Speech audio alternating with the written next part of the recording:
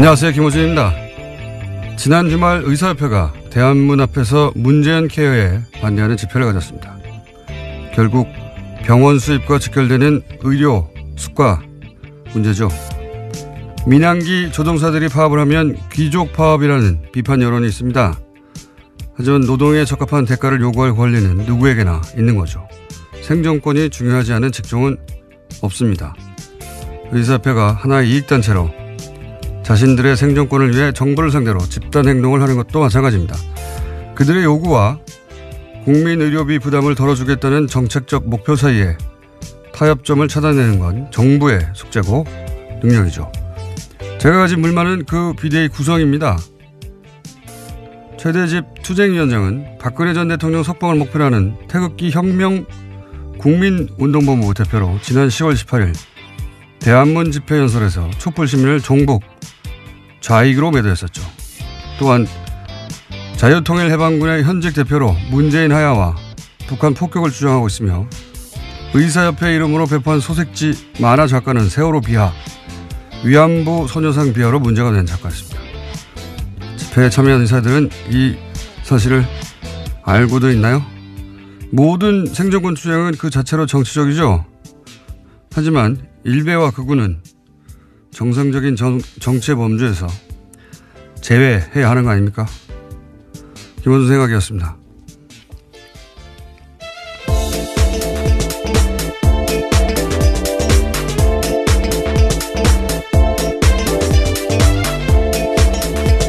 시사인의 김은지입니다. 네. 의사협회 집회 그 자체는 저는 문제가 없다고 생각하는데, 예. 예를 들어서 그 만화 작가는 SNS를 이런 식으로 하던 작가예요. 서울에서 가장 맛있는 돼지고기 집이라 단원한다. 여기서 단원은 단언 아니냐. 이렇게. 그런 논란이 불고 있었죠. 그게 아니다. 단원고라고.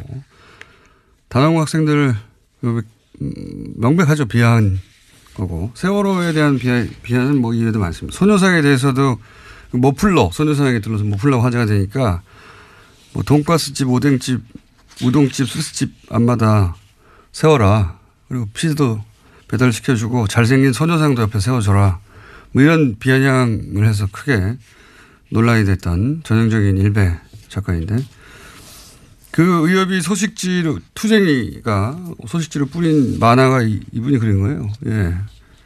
투쟁위원장도 성향은 뭐 말할 것도 없이 자유 들어간 단체들은 다 극우 선양을 의심해 봐야 된다. 저희가 몇 번이나 얘기했었는데 자유통일해방군 네, 대표입니다. 네, 해방까지 들어갔네요. 네.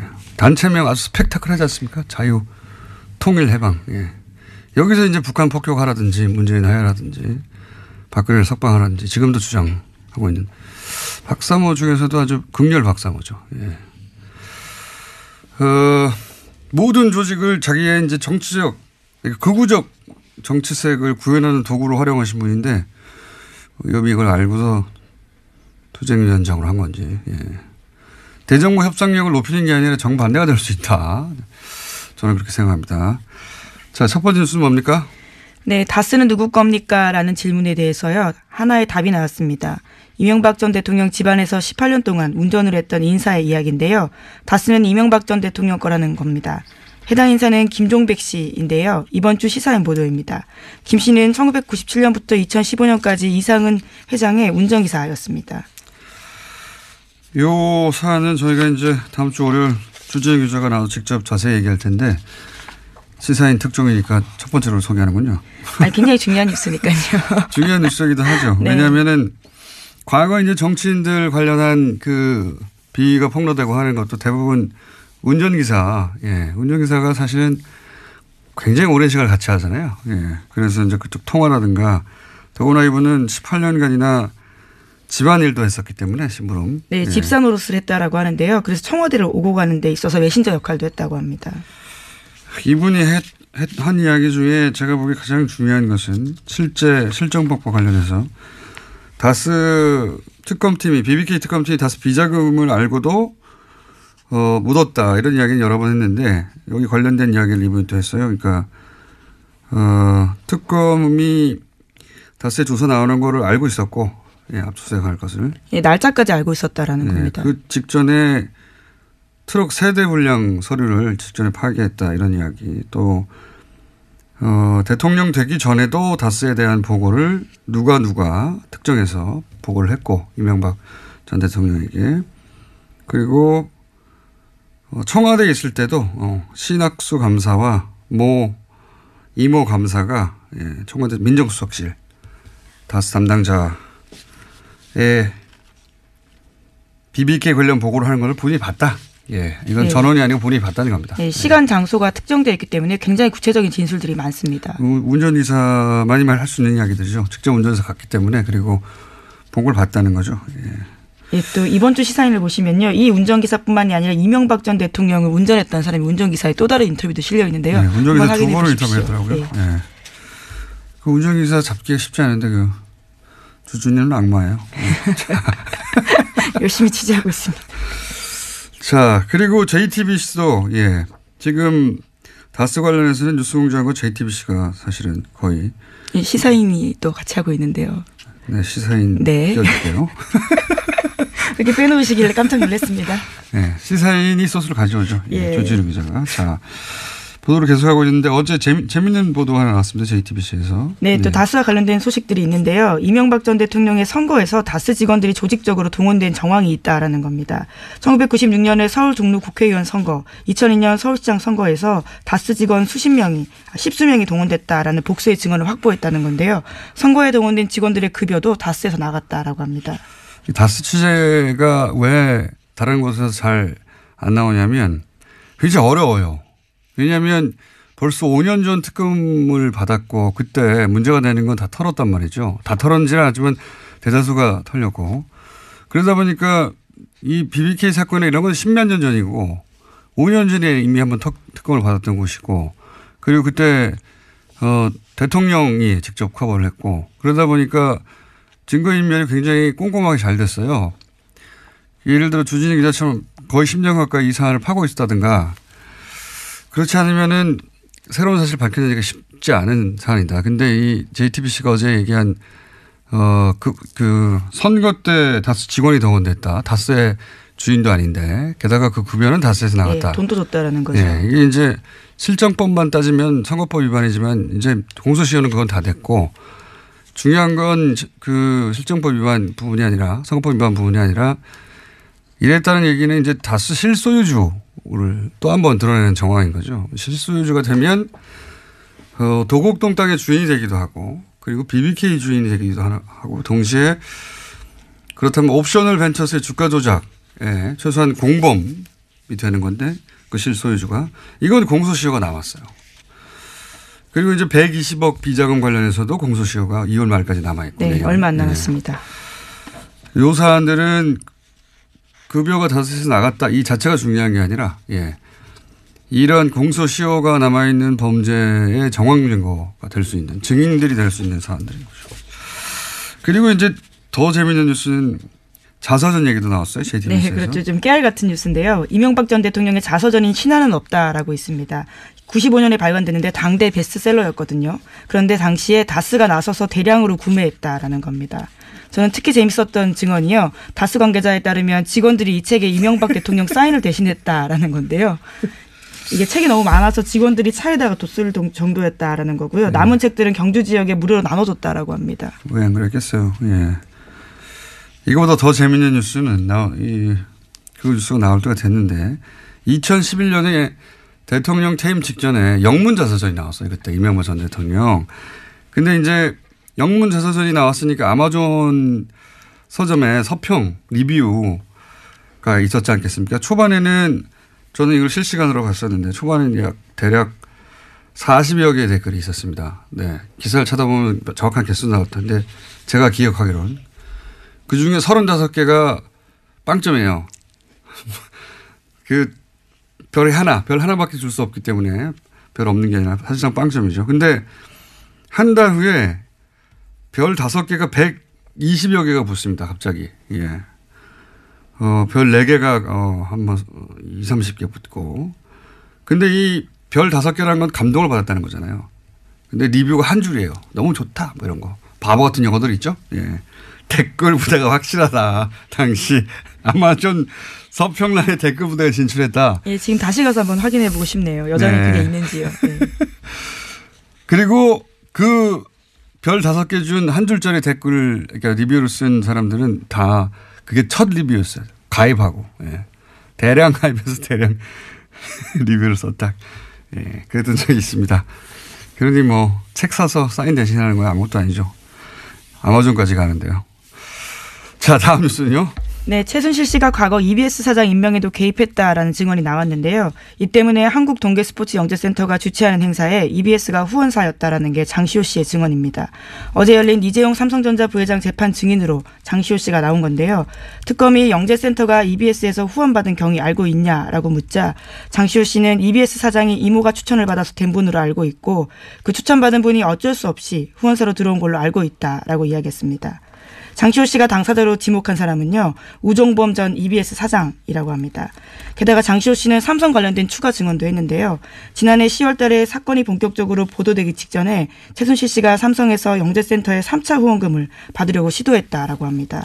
새로운 사실들 몇 가지가 나왔는데 왜 이제 국정원 부하직원은 구속되고 간부는 영장이 기각돼서 그 부하직원이 불만을 품고 국정원 가짜 사무실 건이 더 큰 건이 폭로된 바 있지 않습니까? 그렇죠. 댓글 TF가 폭로됐죠.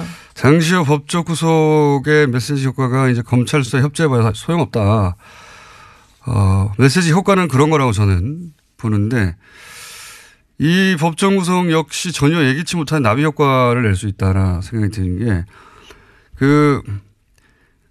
이 영재센터 행사를 왜 EBS가 후원을 했느냐 단독으로. 그리고 EBS 사장의 이력서가 최순실 회사에서 나왔다. 이런 보도가 있었던 적이 있어요. 네, 과거에 네. 그런 보도 있었습니다. 그런데 실제로 우정범 전 EBS 사장이죠. EBS 사장을 최순실이 추천했다 하는 증언은 나온 건 처음이고 그리고 삼성으로부터 돈을 또 받으려 했다. 이것도 처음이에요. 예. 나비 효과가 장시호 씨 입을 통해서 또다시 그렇죠. 예기치 못한 나비 효과가 있을 수 있다. 장시호 씨 입을 주목해야 된다. 그런 생각이 듭니다. 자. 네. 우 전 사장 같은 경우는 과거에는 개인적으로 모르는 사이라면서 국회 나가서 의혹을 부인한 바가 있는데요. 장시호 씨가 이 의혹의 도장을 찍어준 거죠. 그리고 이제 삼성 관련해서도 아마 장시호 씨가 증인으로 채택되거나 할 수 있는데 기대됩니다. 다음 뉴스는요. 네, 최순실 씨의 독일 조력자로 지목된 인사가 데이비드 윤인데요. 검찰이 이 사람을 인터폴에 적색 수배했다라고 TV조선이 보도했습니다. 최순실 씨를 내세워서 부동산 개발업자에게 뒷돈을 받은 혐의라고 하는데요. 이 사람은 최순실 씨의 해외재산 관련된 키맨으로 꼽히기도 합니다.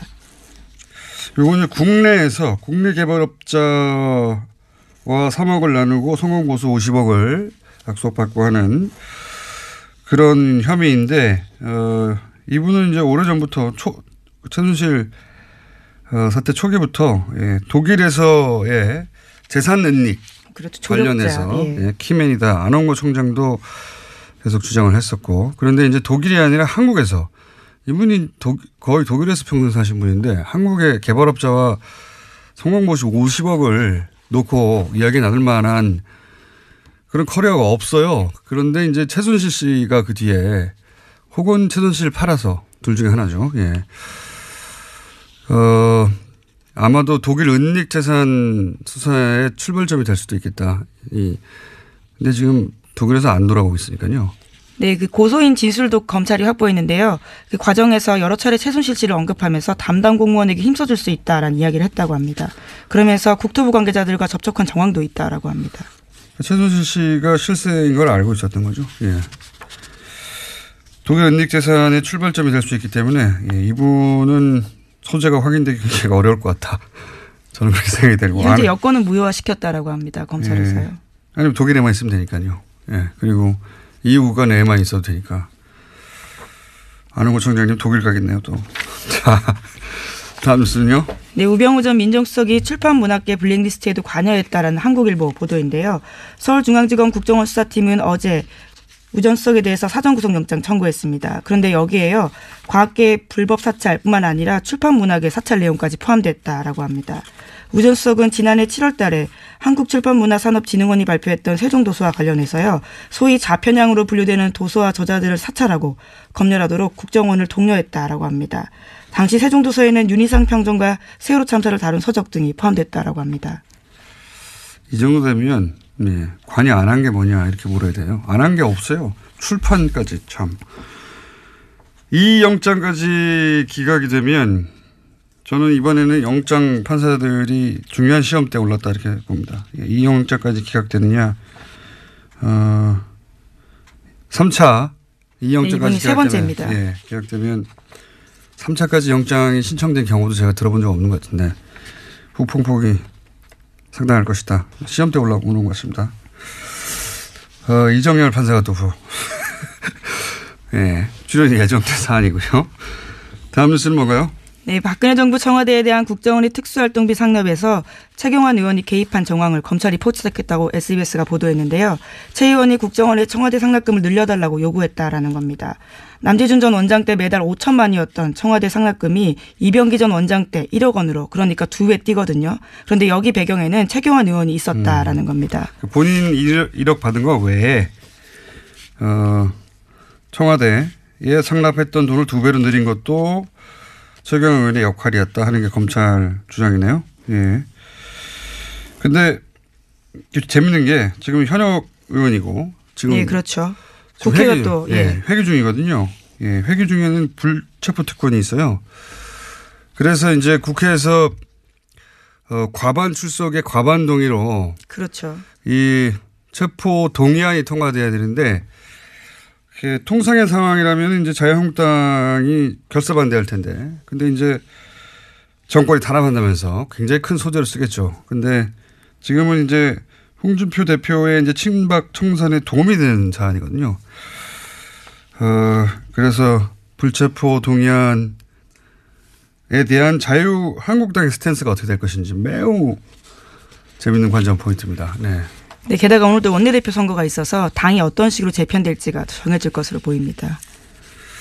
자, 약 2분 정도 저희가 브리핑 시간이 남았습니다. 다음 뉴스는 짧게 하죠. 네, 박주원 국민의당 최고위원 관련된 소식도 계속 전해드리고 있는데요. 오늘 아침 경향신문에도 새로운 보도가 있습니다. 2006년 초 주성영 전 한나라당 의원에게 제보한 정보가 DJ 비자금 의혹만이 아니다라는 건데요. 당시 열린우리당 정동영, 문희상, 유시민 의원 관련된 정보도 있었다라는 겁니다. 그 근거는요. 주 전 의원의 보좌관으로 근무했던 기익 씨의 인터뷰입니다. 그러니까요. 이게 이제 주 전 의원뿐만 아니라 주 전 의원도 박주원 위원회, 국민의당 위원, 최고위원회 주장을 반박했고 박주원 의원의 주장대로 하면 사실은 주 전 의원은 박주원 의원 편을 들었어야 되는데 반박을 했고 이번에는 그 보좌관도 나와서 주 전 의원의 주장을 뒷받침하고 있으니까 박주원 위원은 이제 본인이 녹취록이 있다는 거잖아요. 네, 어제 JTBC 나와서 그런 주장을 했는데요. 네. 수요일 내로 풀겠다라고 했습니다. 바로 풀어도 되실 텐데. 불리한 상황이고, 예. 논리적으로만 따지자면 박주원 의원이 이기기 힘든 상황인 것 같은데요. 예. 자, 요 사안은 저희가 3부에서도 추가적으로 잠깐 다룰 예정이고요. 제목 정도 얘기하면 끝날 것 같습니다. 하나 정도 더. 아, 그런가요? 그럼 트럼프 소식과 뉴스공장 소식이 있는데요. 뉴스공장 소식을 좀 먼저 전해드리겠습니다. 뉴스공장 소식이요? 네, 뉴스공장이 또 하나의 기록을 세웠다라고 하는데요. 지난 주말에 팟캐스트 누적 다운로드 수 10억 건을 돌파했다라고 합니다. 아, 1년 좀 넘는 기간 동안요? 예. 두 자릿수에 이어서요. 이번엔 10억 다운로드 돌파했다라고 합니다. 저기 뭐랄까요? TBS 사장님 하청 브리핑 같은데요? 예. 아니, 뭐 굉장히 뉴스 가치가 있다고 생각해서요.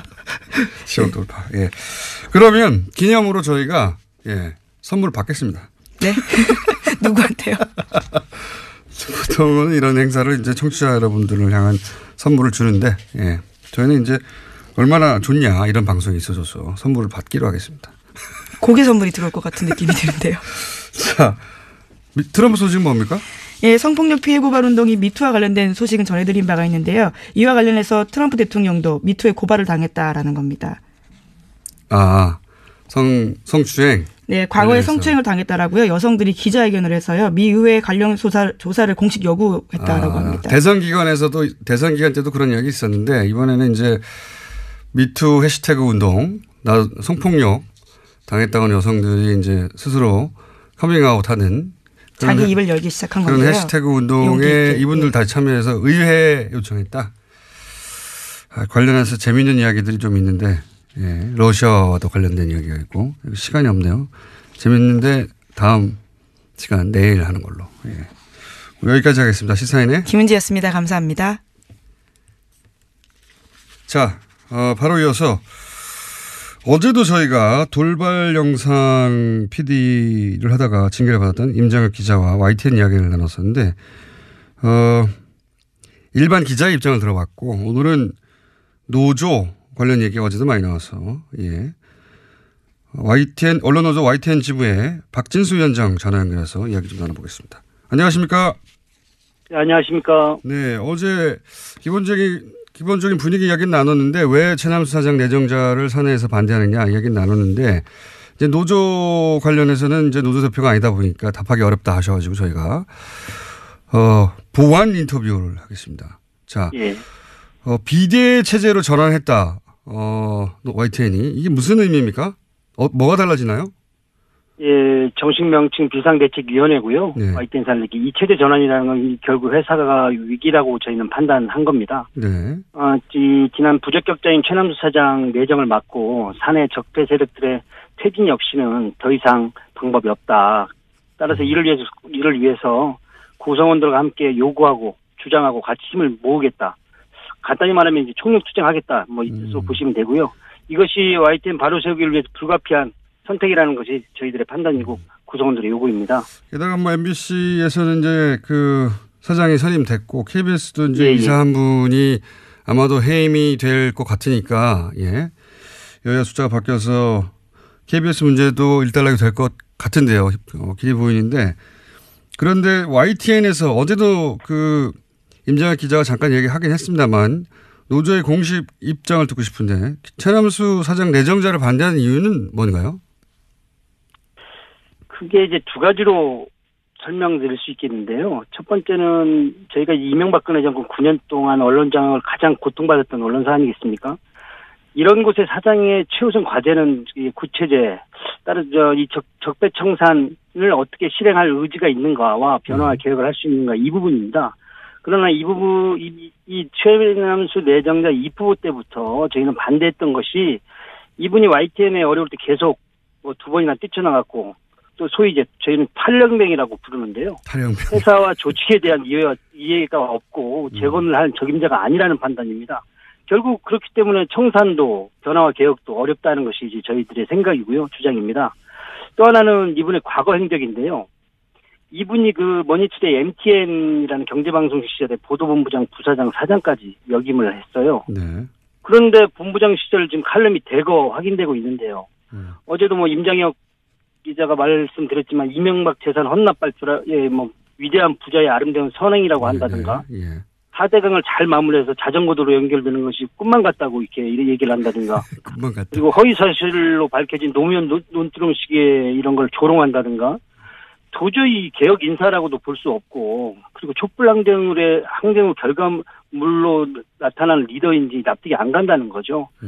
그리고 그 칼럼 쓴 시기가 공교롭게도 그 YTN 제일 이명박 정부한테 유린당하고 힘들 때 어제 그 임장혁 기자, 노종면 기자 이런 분이 불법 체포당하고 제일 고초 심할 때였어요. 이건 기자들이 체포됐었죠 그때. 아예 YTN 예, 체포됐었죠. 예, 그런 상황이었기 때문에 이걸 정서적으로 우리가 과연 감당하고 이해하겠는가 이런 부분입니다.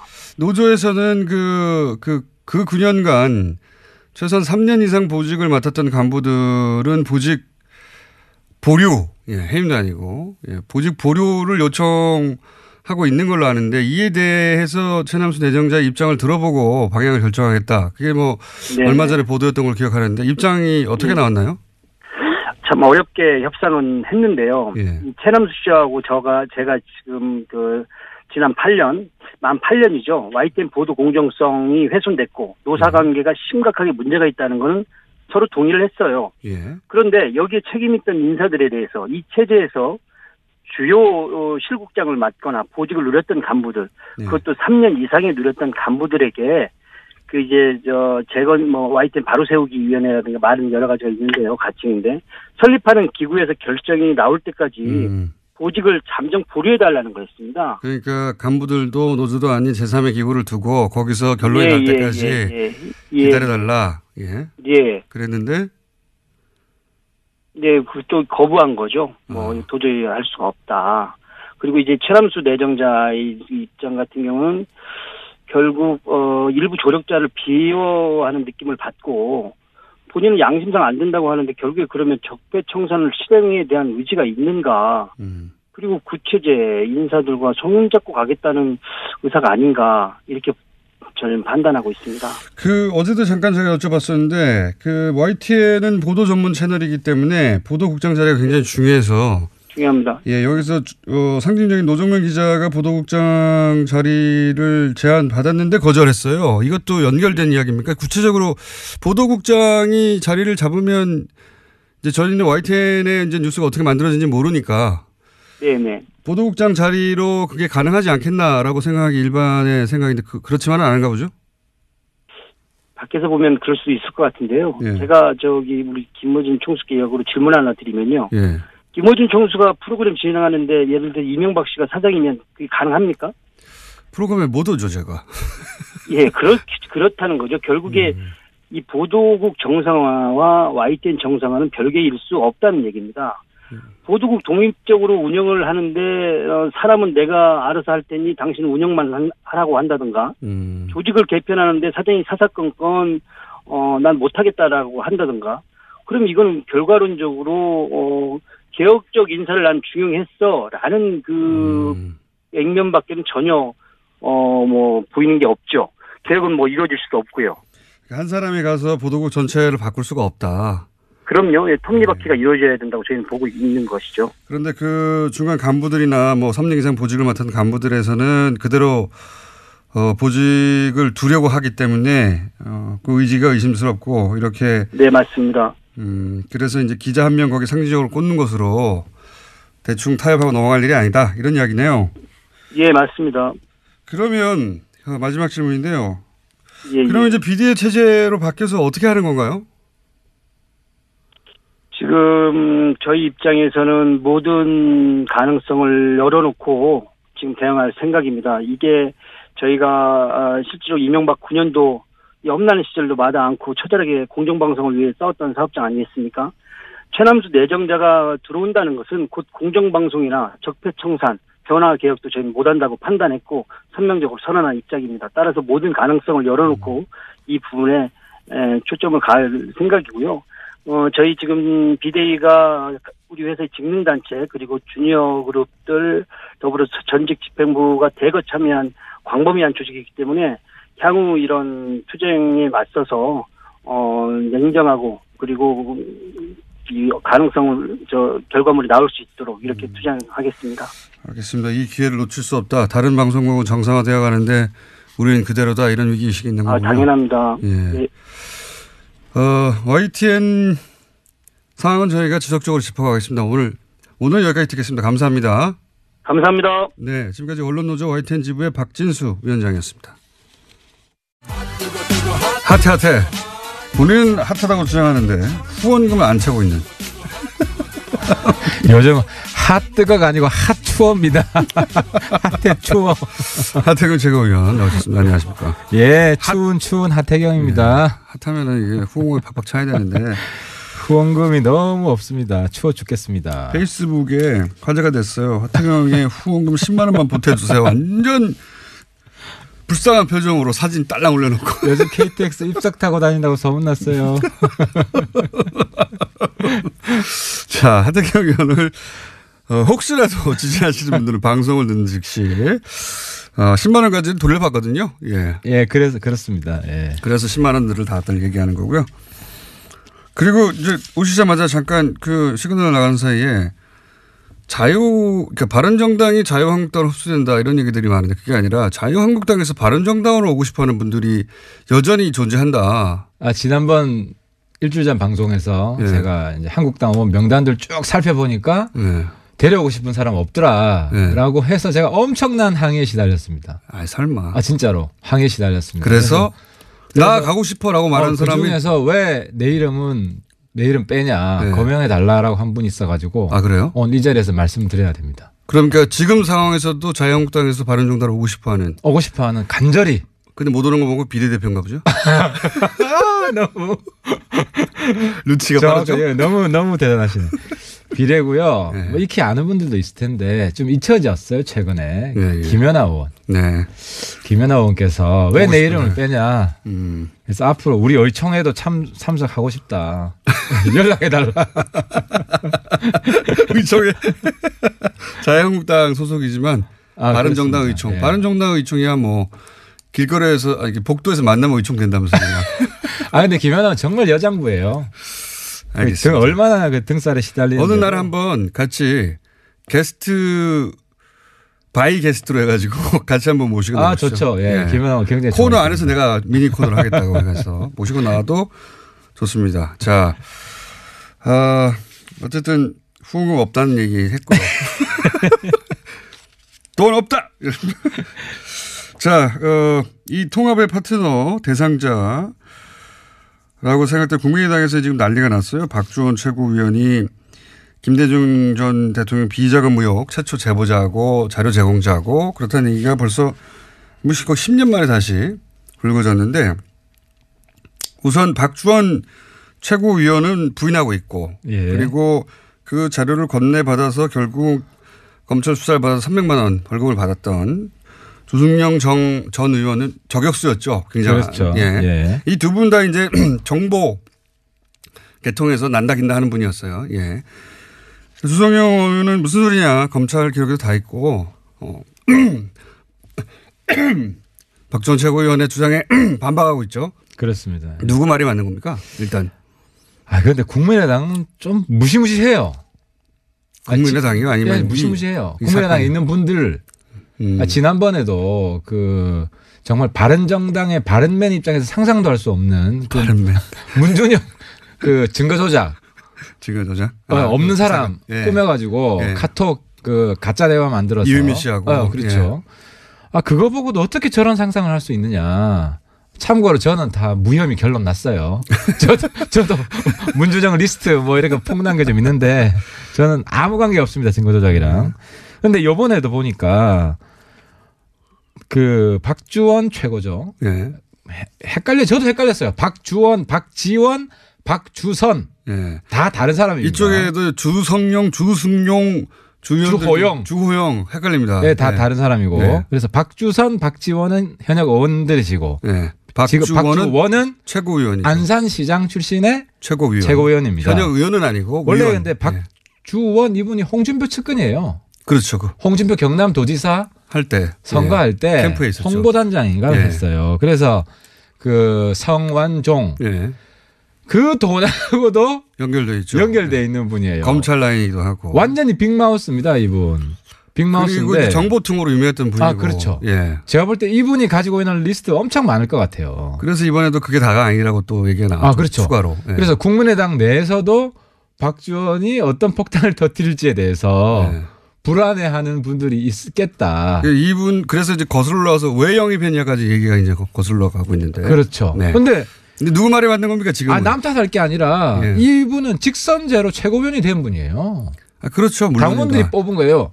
근데 이제 그 당원들이 그 박주원 최고위원이 이제 친 안철수계로 분류되고 하니까. 본인은 이제 친한 결이라고 이제 표방을 해왔죠. 왜냐하면 최고위원 당선되기 위해서는 안 대표 표가 필요하니까. 어쨌든 영입도 안철수 대표가 했어요. 예. 근데 아무튼 이번에 전 안 대표 칭찬 좀 할게요. 제가 욕 들을 것 같은데. 지난번에 이유미 증거 조작 때는 막 허둥지둥 대다가 실기하고 욕 다 들었잖아요. 나중에 사과했는데 한참 타이밍 늦었고. 또 이번에는 최고위원 바로 사퇴시켰어요. 알고 있었나요? 그러니까 신속하고 단호하게. 그러니까 제가 볼 때는 안 대표가. 근데 그 파장이 다르지 않습니까? 그때는 문재인 대통령이라고 하는 본인의 정치적 라이벌이라고 본인은 생각하는 그 상대를 향한 것이었고 이번에는 국민의당 존립이 흔들리는 거예요, 이건. 그래서 스스로. 지난번에 안 대표 책사가 많다 그랬잖아요. 요즘 안 대표 책사가 전 것 같은데. 왜냐하면 제가 반한국당 연대 해야 된다. 반문 연대 아니다. 며칠 뒤에 안 대표가 반한국당 연대다. 바른정당 연대는 성격을 분명히 했어요. 당분간은. 자유한국당이 해체되기 전에는. 그래서 예. 제가 이제 안 대표한테 팁을 하나 더 드리면 국민의당 내에서 DJ 정신을 훼손하는 사람은 가만두지 않겠다. 단호하게 선언해야 됩니다. 말하면 뭐합니까? 이미 이런 일이 벌어졌는데. 아니 최고위원 날렸잖아. 사후 약방문. 최고위원 이미 몰랐기 때문에 몰랐다고 쳐줘야지. 이걸 몰랐다고 쳐줘야지. 아니 이런 얘기는 사실 정가에서는 오래전부터 있었어요. 그거는 우리 정보통만 알지. 우리는 잘 몰라요. 최순실도 사전에 몰랐던 우리 같은 사람 잘 몰랐던 거고. 의원님만 모르는 겁니다. 그러면 이번에 DJ 정신을 훼손하는 사람 단호하게 척결한다는 분명히 그리고 하고. 한 가지 오해라기보다는 이제 말장난이라고 그러는데 그걸 짚고 넘어가면 자유한국당과 통합한다는 게 아닙니다. 자유한국당 이후에 어떤 모델과 통합한다는 거지. 보수를 흡수하는. 그러니까 자꾸 반자유한국당이라고 그러니까 보수하고는 연결 안 되나 보다 이렇게 자꾸 생각하는데 그게 아니라 국민의당도 그리고 아마도 바른정당도 자유한국당 이후의 보수 지형을 그러니까. 어떻게 거기서 서보겠다는 거 아닙니까? 또 자유한국당은 보수가 아니다. 그러니까 하태가 반자유한국당은 중요하지 않다는 거죠. 그 이후에 보수 지형을 내가 먹겠다 이거 아닙니까? 바른 보수. 예. 바른 솔직히 제가 볼 때는요. 박지원 대표도 보수고 안철수 대표도 보수예요. 별 차이 없어요. 박지원 대표하고 안철수 대표를 그렇게 비교하면 한쪽은 보수는 아니죠. 심지어 내 이야기해서 내가 보수층한테 욕을 엄청 들었는데 DJ도 보수의 선배다. 보수적인 분이 그러니까 우리나라 지형으로 보면 엄청 진보적인데 유럽적 기준으로 보면 그냥 중도 보수입니다. 그게 아니라 DJ는. 우리가 대학 다닐 때 YS, DJ 둘 다 보수 야당이라 욕했어요 우리가. 본인의 카밍아웃인데 이거는. 당시에 우리가 둘 다 보수 야당이라 욕했는데. 주사파에 몸담았던 분으로서. 본인의 카밍아웃 아닙니까 이거. 햇볕 정책하고 나서부터 바뀐 거예요 이게. 다시 돌아가자. 자꾸 최고인데 주성영 전 의원 말이 맞습니까? 박주원 최고위원 말이 맞습니까? 사실 누구 말이 맞든 간에 어쨌든 누구 말이 맞나? DJ를 모독한 사람은 호남의 친구로서 이건 도저히 용납할 수 없지. 누구 말이 맞나요? 누구 말이? 더 맞을 것 같다. 개인적인 생각은. 지금 아무래도 주성영 대표 쪽에 말이 맞겠죠. 굉장히 어렵게 얘기해요. 이 사건으로 가장 이득을 보는 쪽은 누굽니까? 안철수계 혹은 반통합파. 저는 안철수 대표, 박지원 둘 다 이득을 본다고 봅니다. 왜냐하면 박지원 대표는 단호하게 이 문제를 지적을 처음에 한 사람으로서 호남을 대변하고 있다는 이미지를 얻었고 안철수 대표도 신속하게 단호하게 최고위원 사퇴를 시킴으로써 안초딩에서 이제 안중딩 정도로 올랐다. 근데 초반에는 또 이것이 이제 음모론의 일부 있다는 식의 뉘앙스로 말했기 때문에 맨 처음에는 욕을 먹었어요, 사실은. 처음에 작전은 그랬던 것 같아요. 네. 이 건을 꺼내면 안 대표가 또 과거처럼 제대로 대응을 못하고 우왕좌왕 하다가 박지원하고 일종의 결탁한 박지원을 도와주는 이런 식으로 몰 수 있지 않을까. 꺼내면이라는 건 꺼낸 주체가 누구라고 보시는 겁니까? 그럼 반통합파가 꺼냈다? 통합 반통합이라기보다는 이건 좀 애매해요. 그러니까 누가 꺼냈잖아요. 작전 실패 제가 볼 때는. 실패한 작전이에요 이거는. 실패한 작전이요? 이게 통합 반통합으로 갈 수가 없어요. 왜냐하면 안 대표가 박지원을 옹호해야지 통합 반통합으로 가는데. 옹호할 수는 없죠. 누구도. 그런데 이제 단호했다는 거지 신속하고. 근데 이미 벌써 사람들 대중의 머릿속에는 저쪽 소위 이제 통합파는 그런 인물 일색이다. 사실이든 아니든 간에 그런 이미지가 바뀌었기 때문에 타격은 입었죠. 그러니까 일색일 수가 없는 게. 물론 다 일색은 아닌데. 그렇게 뭐라고 싶은 마음은 내가 알겠으나. 그런 이미지가 굉장히 큰 사건이니까. 그러니까 반 DJ 이미지를 자꾸 심으려고 하겠죠. 그게 누가 꺼냈을까요 그러면? 꺼냈다는 표현을 쓰셨길래. 그러니까 이제 추리소설 너무 많이 읽으면 안 된다니까. 내가 지금 들으신 게 아무도 없어요 혹시? 들은 거 없고. 박지원 대표가 직접 나오셔야 되나? 정치인은 역사소설을 읽어야 되고 뉴스 공장장은 추리소설을 많이 읽는 게 도움이 될 것 같아요. 그래서 정치권에 들어오면 안 돼. 그럴 생각도 없긴 합니다만 역사를 읽어보면 추리소설 읽어보다 더 음모가 많아요. 아, 그건 확인된 음모고. 여하간 양쪽 다 그러니까 이게 누가 풀었을까 꺼냈을까 양쪽 근데 다. 이용주 의원한테 불똥이 튀었죠. 이용주 의원은 저희가 3부에 모십니다. 그래서. 그래서 근데 이용주 의원하고 박주원 최고랑 가까운 것 같아요. 그래서 저는 지난번에 의심한 게 이용주 의원이 홍준표 비자금 관련한 녹취록이 있다. 네. 그 소스를 저는 박주원으로 의심을 했었어요. 그때 말씀 안 하셨어요. 우리는 추리소설을 못 쓰니까. 근데 이번에 이용주 의원하고 가깝다는 게 드러났기 때문에 아무튼 여기가 판도라 상자다. 뭐가 튀어나올지 모른다. 어쨌든 누군가 꺼내 들었는데 그것이 친한인지 반한인지 모르겠다는 말씀이잖아요. 왜냐하면 둘 다 가능해요. 그런데 이번에 박주원 최고는 어쨌든 자기가 통합파라고 스스로 주장하고 있기 때문에 그렇죠. 반통합파에 대한 공격을 하겠죠. 근데 이제 이게 반통합파가 통합하지 말라고 꺼낸 카드라고 해석하는 게 일반적인데 한편으로는 야 이걸로 갈라 쓰자 아예. 이거 빵 던질 테니까. 갈라설 명분이 안 되지. 이 진흙탕 싸움을 가지고 갈라선다면은 이상한 집단이 되죠. 갈라설 명분 이걸로 직접 갈라서지는 않겠지만 이게 이제 동력을 제공할 수도 있습니다. 제가 보기에. 근데 이제 문제는 뭐냐면 바른정당하고 통합하기 전에 터져준 게 너무 감사하다. 왜냐면 통합하고 난 뒤에 터졌으면 통합하기가 너무 어려운 게 이게 터졌을 수도 있어요. 아니, 통합하고 나서 터졌으면은 이 감당이 안 돼요 이게. 통합하고 나면 안 터졌죠. 달걀은 누구한테 유리한 겁니까? 박지원 대표에게 유리한 겁니까? 박지원 대표에게 유리한 거죠. 박지원 대표가 확실히 이 정치 구단이에요. 그럼요. 대신 맞아줬다 내가. 달걀을 만든 순간 밝게 웃잖아요. 어머 땡큐. 안철수 대표가 굉장히 아쉬웠을 것 같아요. 내가 맞았어야 됐는데. 안철수 대표가 달걀을 안 맞은 게 얼마나 다행이냐고 박지원 대표 머릿속에 획 돌아갔을 거예요. 어머 땡큐. 정말 저는 많이 배웁니다. 그래서 많이 배우십니까? 80 넘어도 정치하는 분 있어야 됩니다. 우리 정치를 굉장히 풍부하게 해주시고. 페이스북 쓰시는 거 보세요. 20대예요? 20대 정신 연령은 20대예요. 예. 선거나 제가 이제 이분하고 얘기를 해보면 그 선거할 때 진짜 피곤하잖아요. 선거할 때. 예, 선거 유세나 이럴 때. 선거 그렇죠. 때 진짜 피곤하거든요. 후보들은 제정신이 아니에요. 이분은 선거만 하면 너무 즐겁다는 힘이 나와 에너지가 넘치고 피부가 좋아지고 막. 그러니까 정치를 즐기는 분이세요. 그런 분입니다. 네, 정치를 즐깁니다. 그런 분인데 혹시 이 국면, 이 박주원 국면이 재신임까지 갈 거라고 보십니까? 어떻게 결론 날 거라고 보세요? 이 정도로 적당하게 무마된다? 이거를 재신임까지 몰고 가면 안 대표가 유리합니다. 왜냐하면 명분이 약한 거를 과도하게 밀어붙이면 역풍이 불 수밖에 없고. 명분이 약하진 않아요. 호남에서는. 그러니까 박주원을 옹호했으면 당연히 재신임으로 가는데. 이런 정도의 연토력이야. 정치인이면 다 하죠. 그럼 잘했다고 합니까? 못했다고 하죠. 자, 하나 더 해야 되겠습니다. 오늘 시간이 짧고 늦게 오셨거든요. 네. 왜냐하면은 KTX 제일 싼 시간대로 오시느라고. 첫 시간. 후원금이 떨어져가지고.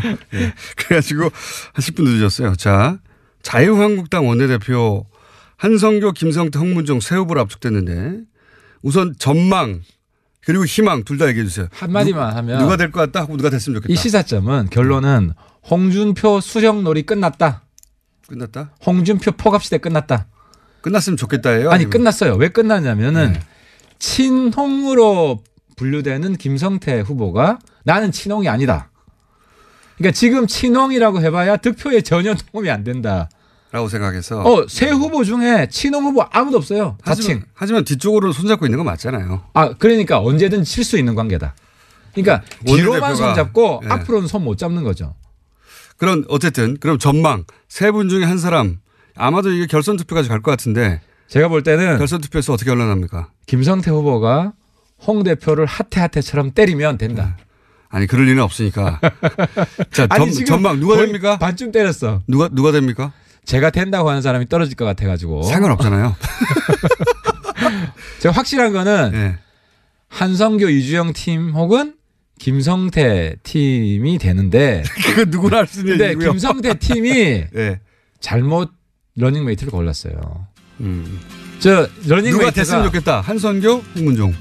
저는 사실 둘 중에 누가 돼도 저랑 다 뭐 우호적인 관계여서 반홍연대 반홍 연대가 아무런 예언도 없이 하태경 의원이었습니다. 감사합니다. 예, 히읗이 됩니다.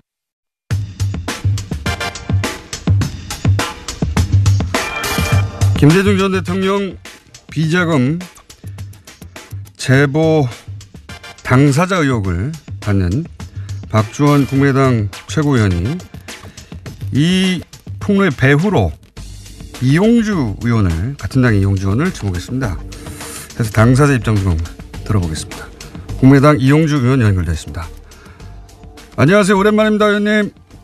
예, 안녕하십니까. 공장장님 이용주 의원입니다. 네, 오늘 스튜디오에 직접 모시려고 했는데 일부러 안 나오신 거죠?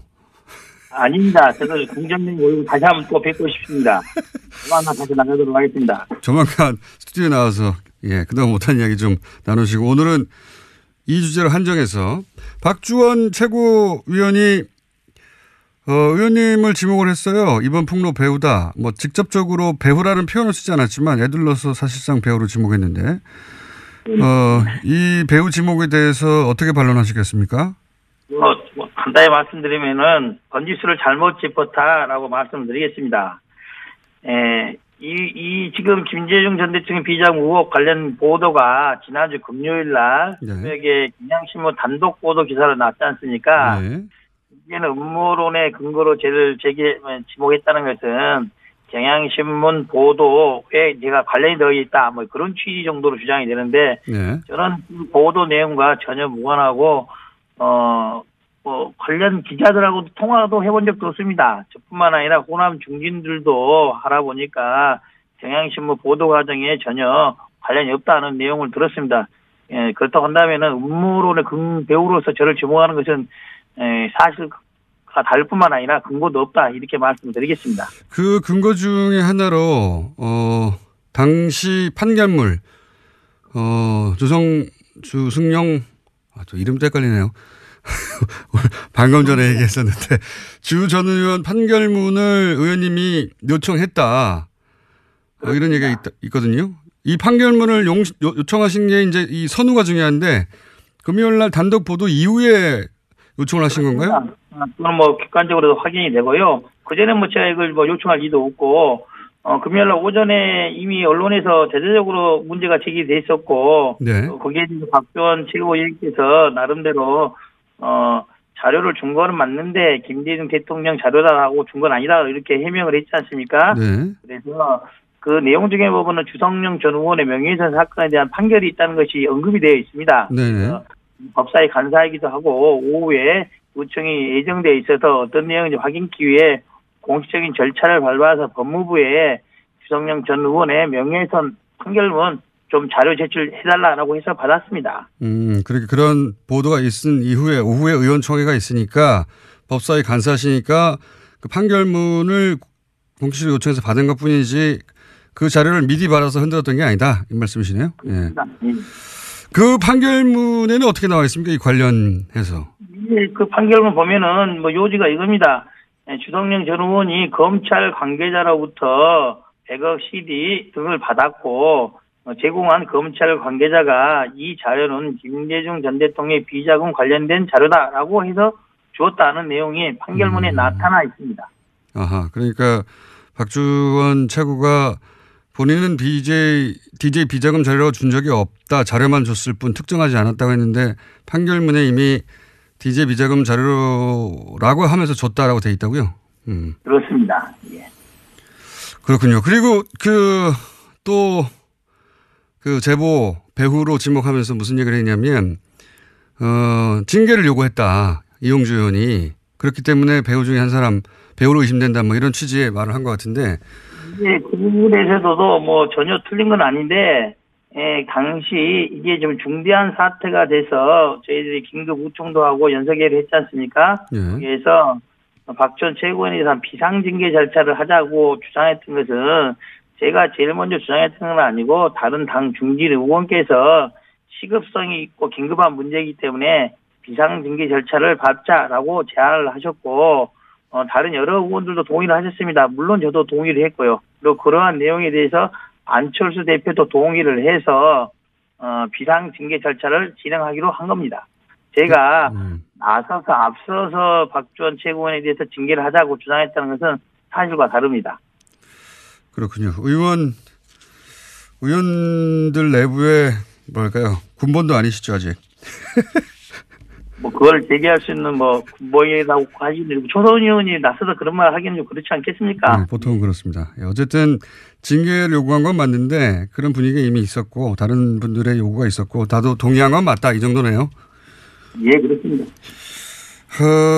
그런데 또 그 이용주 의원으로 특정되진 않더라도 이것이 이제 소위 이제 반통합파 호남 중진들이 뒷배경, 뒷배후다, 그런 음모론으로 해석하는 분도 있는데 그거 어떻게 보십니까? 이에 대해서 전혀 사실이 다르다. 왜 그러냐면은 아시다시피 경향신문이 진보 매체의 성격을 갖고 있고 국민의당과의 평상시 관계를 비추어 본다면은 저희 당의 의원들이 경향신문과 연계를 해서 이러한 것을 음모를 뭐 확산시키고 했다.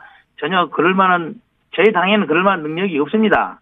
그렇기 때문에 그런 음모론 맞지 않고, 또 시기적으로도 지난주 화요일 수요일 날 저희들이 예산안을 통과시켜서 법정 기일보다 약간 늦었지만은 호남이나 전국적으로 지지를 좀 잘했다는 칭찬을 갖고 있는 그런 와중에 이런 일을 벌여서 찬물을 끼얹을 필요가 있겠습니까? 시기적으로도 그런 해석은 마땅치 않다고 생각을 합니다. 이렇게 생각할 수 있지 않습니까? 통합파의 동력을 상실시키려고, 그러니까 힘을 빼려고, 예. 왜냐하면 박지원 최고가 통합파 지도부 일원이기 때문에 뭐 그런 추정을 하는 건 자연스러운 것 같은데요. 최고위원으로서 지도부에 있는 건 맞지만은 통합을 주도하고 있는 게 박지원 최고위원이라고 보지는 않고, 실질적으로 통합에 대해서 뜻을 굳게 갖고 있는 것은 안철수 대표라고 봐야겠죠. 예. 네, 안철수 대표가 굳은 뜻을 갖고 있고 박지원 최고도 통합파가 맞기 때문에 지도부를 흔들기에는 좋은 소지 아닙니까? 그래서 이제 음모론이 나오는 것 같은데. 모르겠습니다. 이제 금요일 날 언론 보도 과정에는 관여되지 않은 것은 분명하고 그 이후의 대처에 있어서는 그런 생각을 할 수도 있을 것입니다. 이런 박지원 최고의 적절치 못한 이런 전력 등에 대해서 통합에 반대하는 사람들이 그런 것을 주제로 해서 뭐 공격을 하거나 하는 것은 가능하겠죠. 하지만은 그럴 목적으로 지난주 금요일 날 경향신문에 이런 의혹을 제기했다는 것은 어불성설입니다. 그러니까 애초 보도와 무관하고 애초 시작한 건 아닌데 이런 기회를 봐서 통합파를 흔들려고 하는 뭐 정치적 의도는 있을 수 있다. 하지만 선후가 다르다, 이런 말씀이시네요. 또 그렇습니다. 이건 어떻게 보십니까? 이런 일이 벌어질 줄 알았다라고 이제 주장하는 분들도 있습니다. 안철수 대표 주변에 특히 통합파들이 뭐 주변에 누가 친이계다라고 표현은 하진 않지만 친이계 출신이 많아서 이게 바른정당과 통합에 적극적이다, 이렇게 해석하는 시각에 대해서는 어떻게 보십니까? 어떻게 보면은 박지원 최고위원조차도 얼마 전까지 최고위원 되기 전까지는 안철수 대표 계열로 분리되지 않았던 분이죠. 네. 이번에 최고위원이 된 이후에 안철수 대표의 통합론에 대해서 찬성하고 있는, 그렇게 보는 게 적절할 것이고, 친한파의 친이계 출신이 있다는 것은 맞겠지만은 많다고 이렇게 보기는 좀 어렵지 않나라는 생각을 합니다. 있다 정도까지만. 예, 뭐 많다도 사람마다 다른 거니까요. 두 사람만 있어도 국민의당에 왜 친이계가 있어 많다고 생각하실 수도 있고, 여간 있다 정도. 예. 예, 그렇습니다. 예. 자, 여기까지 얘기했으니까 한 가지 주제를 또 연결된 김에 묻지 않을 수가 없는데, 홍준표 대표 녹취록 얘기도 박지원 최고위원이 꺼냈기 때문에 이제 이용주 의원이 폭로의 배우다 얘기하면서 성완종 리스트 관련해서 홍준표 대표의 녹취록도 갖고 있다고 하지 않았냐.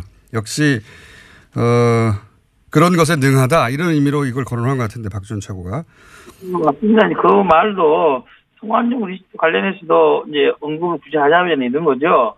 그것을 제가 말한 게 아니라 서청원 의원이 먼저 이야기를 하지 않았겠습니까? 당사자고 서청원 의원이고 홍준표 의원인 것이죠. 저는 당시 법사에서도 국감에 진행 중이어서 당시 홍준표 현재 대표의 뇌물 사건에서 뭐 1심, 유죄, 2심 무죄가 나서 대법원에 가 있는 그런 상태이기 때문에 서청원 대표의 그런 주장이라든지 그런 것에 대해서 공소유지 차원에서 잘 한번 살펴봐라 그런 문제를 제기했던 거죠. 이 문제하고는 전혀 관계가 없는 겁니다. 이 문제하고는 관련이 없는데 이제 아마 그렇게 그런 자료들을 많이 갖고 있는 사람으로 배후에서 역시 이런 자료도 폭로한 거 아니겠느냐 이런 취지로 얘기한 것 같은데 그 박지원 최고의 주장이 중요한 게 아니고 제가 이제 궁금한 것은 당시에 왜 이제 녹취록 관련 말씀을 하셨는데 그 홍준표 녹취록 문제가 서청원 의원회에서 불거졌을 때 말은 제가 국감에서 녹취록이라고 언급한 사실은 없습니다. 정확하게는 뭐라고 말씀하셨죠 그때? 정확한 워딩은 이렇게 됩니다. 당시에 어떤 이야기가 오고 갔는지를 알 수 있는 객관적인 자료를 당내 인사가 갖고 있다. 이렇게 이야기를 했습니다. 객관적인 증거. 근데 이제 그 내용.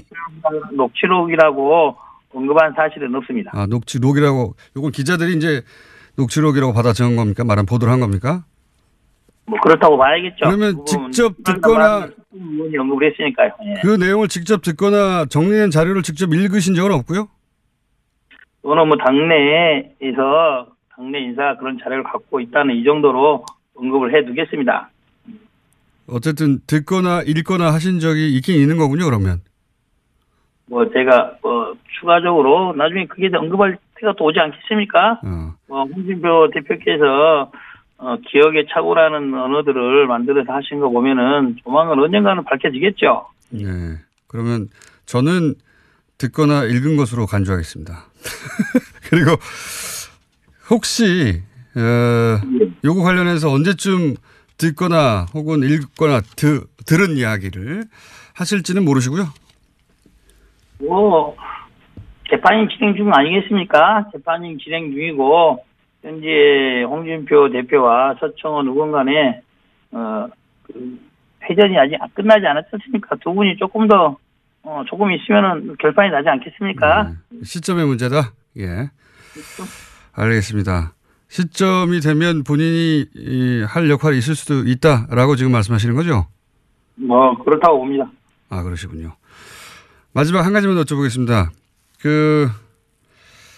합의 이혼설도 거론되고 결별은 기정사실 아니냐 이런 얘기도 있고 이 바른정당과의 통합 관련해서 호남 민심은 어떻습니까? 지역을 다니면서 본인이 피부로 파악하시기로는? 근데 바른정당과의 통합 문제에 대해서는 호남에서 찬반이 나뉘고 있는 것은 사실입니다. 네. 특히 바른정당과의 정책연대 그리고 선거연대로서 충분하다는 그런 의견이 당대당 통합까지 이뤄야 된다는 그런 의견보다는 더 많은 것으로 저는 보고 있습니다. 통합까지는 아니다. 예, 그렇죠. 바른정당이 뭐 잘못된 정당이라는 그런 취지라기보다는 바른정당은 바른정당의 정체성을 갖고 독자적으로 정당을 운영해서 다당대의 한 축을 이루는 게 더 타당한 게 아니냐. 국민의당으로서 외연 확장이 필요하지만은 그것은 꼭 바른정당과의 당대당 통합만을 통해서 달성할 수 있는 건 아니다고 저는 보고 있습니다. 알겠습니다. 오늘 여기까지 하고요. 저 합의 이혼설은 저희가 박지원 전 대표에게 묻기로 하고요. 다음 시간에는 스튜디오에 꼭 나와주시길 바랍니다. 예. 예, 감사합니다. 네, 지금까지 국민의당 이용주 의원이었습니다. 작년 11월 베트남 호치민 총영사관 인사에 최순실 씨가 개입했다는 현직 영사의 폭로 JTBC를 통해 보도됐죠. 기억하십니까? 당시 파장이 어마어마했고 최순실 게이트가 확실히 존재했다는 걸 입증하는 현직 공무원 최초의 증언이었는데요. 저희가 이분과 인터뷰하면서 향후 불이익을 당하면 다시 인터뷰하자고 했었습니다. 그런데 그 불이익을 당하고 있는 정황이 있어서 오늘 김재천 영사 직접 연결해 보겠습니다. 안녕하세요. 오랜만입니다, 영사님. 예, 오랜만입니다. 반갑습니다, 공당장님. 네, 예. 조만간 귀국하게 되신다는 얘기를, 명퇴를 하신다는 얘기를 저희가 전해 들어서 그 전에 현직에 계실 때 인터뷰를 하고 그리고 명퇴를 하시기 위해서 한국에 오시면 그때는 스튜디오에 직접 모시기로 긴 시간 예정해 두고 예약해 두고 우선 왜 이런 일이 벌어진지 오늘 간략히 한번 짚어보려고 합니다. JTBC 인터뷰 이후에 어떤 일들이 있었나요? 좀 간략하게 정리해 주시면. JTBC 인터뷰 이후에 뭐 외교부에서 감사가 왔고요. 네. 사실은 이제 세종학당이라고 저희 청년사관하고 이제 문화관광부 산하의 세종학당 재단하고 함께 최초 운영하는 표준 모델 세종학당이 이제 작년 12월에 오픈을 앞두고 있었는데. 세종학당이라는 사업을 준비하고 있었는데, 예. 예. 네. 그게 이제 전면 백지화 됐고요. 제가 문제를 외교부에 제기해서 외교부에서 이제 감사가 오게 됐는데, 네. 오히려 다른 건 대충 하고 저를 집중 감사를 했죠. 그러니까. 오히려 제가 저 때문에, 예. 제가 이제 저 전후를 잘 모르시는 분들을 위해서 잠깐 정리하면, 총영사가 바로 최순실 인사라고 했던 그 총영사입니다. 총영사가 의욕적으로 추진했던 세종학당이 외교부 감사로 중단이 됐는데, 그런데 외교부 감사에서는 그 책임을 오히려 김재천 영사님에게 묻더라, 이런 얘기입니까? 그런데 총영사의 결재를 받고 제가 이제 의욕적으로 추진했던 사업을 이제 총영사께서 이제 없던 걸로 했고요. 외교부에서 무관심하게 있었고, 거기에 대해서 제가 외교부에 지도 감독을 해달라고 했는데, 결국은 제가 저 때문에 이 세종학당이 안 되는 걸로 이제 그게 뒤집어 씌우는 결과가 돼서 저를 감사를 했죠. 약간 이상하게 됐는데. 결론적으로는 그게 다 그냥 아무것도 아닌 그 음해였던 걸로 결정이 났죠. 그러니까 총영사가 결재는 했지만 지금 영사님이 굉장히 중요하게 진행하던 사업이 있었는데, 세종학당이라는 그 세종학당이 뭔가 합작, 네네. 요 세종학당 사업이 인터뷰 이후에 갑자기 중단이 됐다. 그래서 감사를 요청했는데 거꾸로 영사님 때문에 중단되는 것으로 뒤집어 씌우더라, 이런 얘기군요. 예. 감사를 당해야. 제가 말씀하십시오. 세종학당 재단 측에 사실 미안한 마음이 있죠.